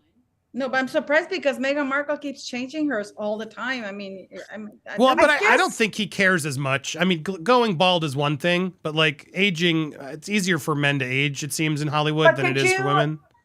Could you explain to me why, though, since this was done in May? And I didn't mean that. I'm not supporting that, Paul. I'm just saying it is. Don't you think actresses always get age shamed more than men in Hollywood is my point. That's true. It's not right, but it is what it is. Like, so I could see why Meghan as the actress is worried more about it than Harry would be. But if he's balding, that's definitely the one thing I think a guy tries his best to avoid. But could somebody explain to me why, since this was done in May, it came out that this was taped back in May. They've been doing all this stuff for this big Is that media confirmed? Do we know when this was taped? Yes, it came out in the news yesterday that this was taped in May. Why is her hair perfect, her outfit perfect, her tan is perfect, her makeup is perfect, and they didn't fix that on the side of Harry's head? They just left it. Like, why would you not fix that too? Why wouldn't you Photoshop some hair into the obvious areas of his head that where the hair is obviously missing? Why wouldn't you fix that? That's my question. Good question. I mean, I didn't notice it, and it's my job to notice those things. So maybe they just think that most people won't notice it. I don't know. Meghan Markle doesn't. I just, I don't know what to say. I'm talking to Samantha later, so it's gonna be really interesting. With the lawsuit coming up, apparently might be going ahead. So it's gonna be very interesting to see what. Andy, what you're doing, people are able to see on the screen. Oh, it's not, but so it didn't work. It's already live. It just published. Yeah, it's now on the premiere. It's now doing, but people are able to see this. No, it's not premiered. It's just started. It wasn't premiered. That's why it didn't work. You have to set it for premiere, not public. So it is what it is. You've already made it public. It needed to be scheduled and then set as a premiere, which it's fine. We'll talk about it after, but now I can't do it because it's not a premiere. Premiere would have had the countdown and it's already live. So don't worry about it. We'll just send people over after. But anyway, so it is what it is. We'll send folks over, but next time schedule it live, and then there's an option to make it a premiere, and then I can see it in my now I can't forward everybody. But we'll send you guys manually. Go ahead, Sue. Les, go ahead. I just want to tell everybody that I love all of you guys. I watch all of your channels. I listen to your podcast, Kinsey, like a massive fan. Paula, massive fan. I love all of your stuff, and I love your crown, Andy. And I love your thank you so much. Stats. Thank you all so much. In fact, here I am. The premiere didn't work. It's all good. Some premieres never really fully work, but I'm spamming. Go watch our new episode, our royal episode over on Popcorn Planet in honor of her birthday. It would be great if you guys go check that out next. Views in the first 30 minutes always help all of our creators. So when you see our videos, any of these lovely ladies, click on their videos, watch them, support them, smash the like button. Here's how you do it. You hit that subscribe button, you hit the bell so you get notified, and then once you're notified, click them, and then go engage, hit the like, leave a comment, help our videos get the word so Meghan and Harry can't keep us down. Go support it as best you can. Make sure to go support all these amazing people. Steph the Alter Nerd, first up again as we wrap up our show. Steph the Alter Nerd over on YouTube. You can find her there. She's amazing. Sue Smith Long Sally, also on YouTube. Check her out. She does amazing videos. And hold on, wait, I had you over here. The other two. There it is.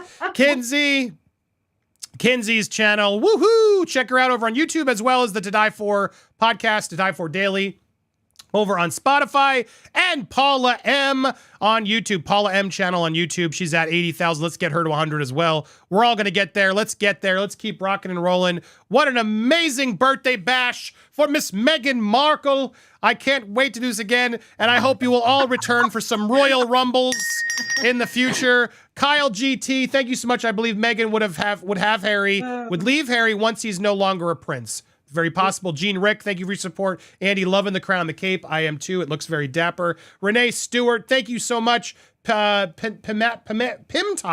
do you think the latest Harry and Meghan video was taped separately since there was no interaction or eye contact at all? No, I don't believe they taped that. Meaning like digitally put them together. No, I think they were together. But I think it was taped a while ago. Michelle Hardman, she looks like a zebra crossing. She did look like a zebra crossing. And yes, Lynn, Beetlejuice also. Hope, Andy's outfit, fit for royalty. LOL, love you guys. Yeah, thank you so much. I will don this again for our Royal Rumbles if we get them going. And then I am Martinez. Prince Andrew sleeps with teddies in his bed. Need I say more? I know. Let's not go there again. Royal Daily Tea. Hey guys, good to see you on here. Good to see you, Royal. Thank you. Millie, Felicinio, and sorry, I think I caught everybody on the super chats. To all of our new Royal members, I salute you. Welcome to Popcorn Palace. We had 40 members today. Oh my goodness. Thank you so much. You are the first colonels. It's not too late. Hit the join button today. If you hit the join button, I think it'll show you here. Hit the join. This is for Popcorn Planet, but still hit the join. You pick a level. You can become a prince or a princess at the first level, or go all the way to King or Queen and join our King or Queen streams that are only fit for King or Queens. So thank you so much for supporting us here on Popcorn Palace.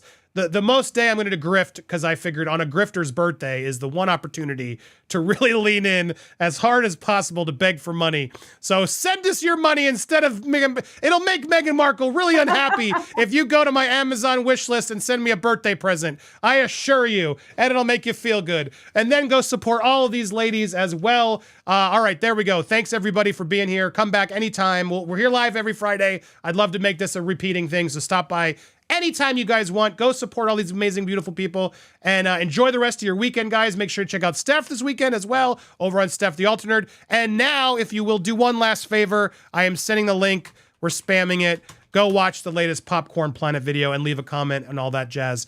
Thank you so much, everybody. Happy birthday, Meghan. I hope you enjoyed our present to you.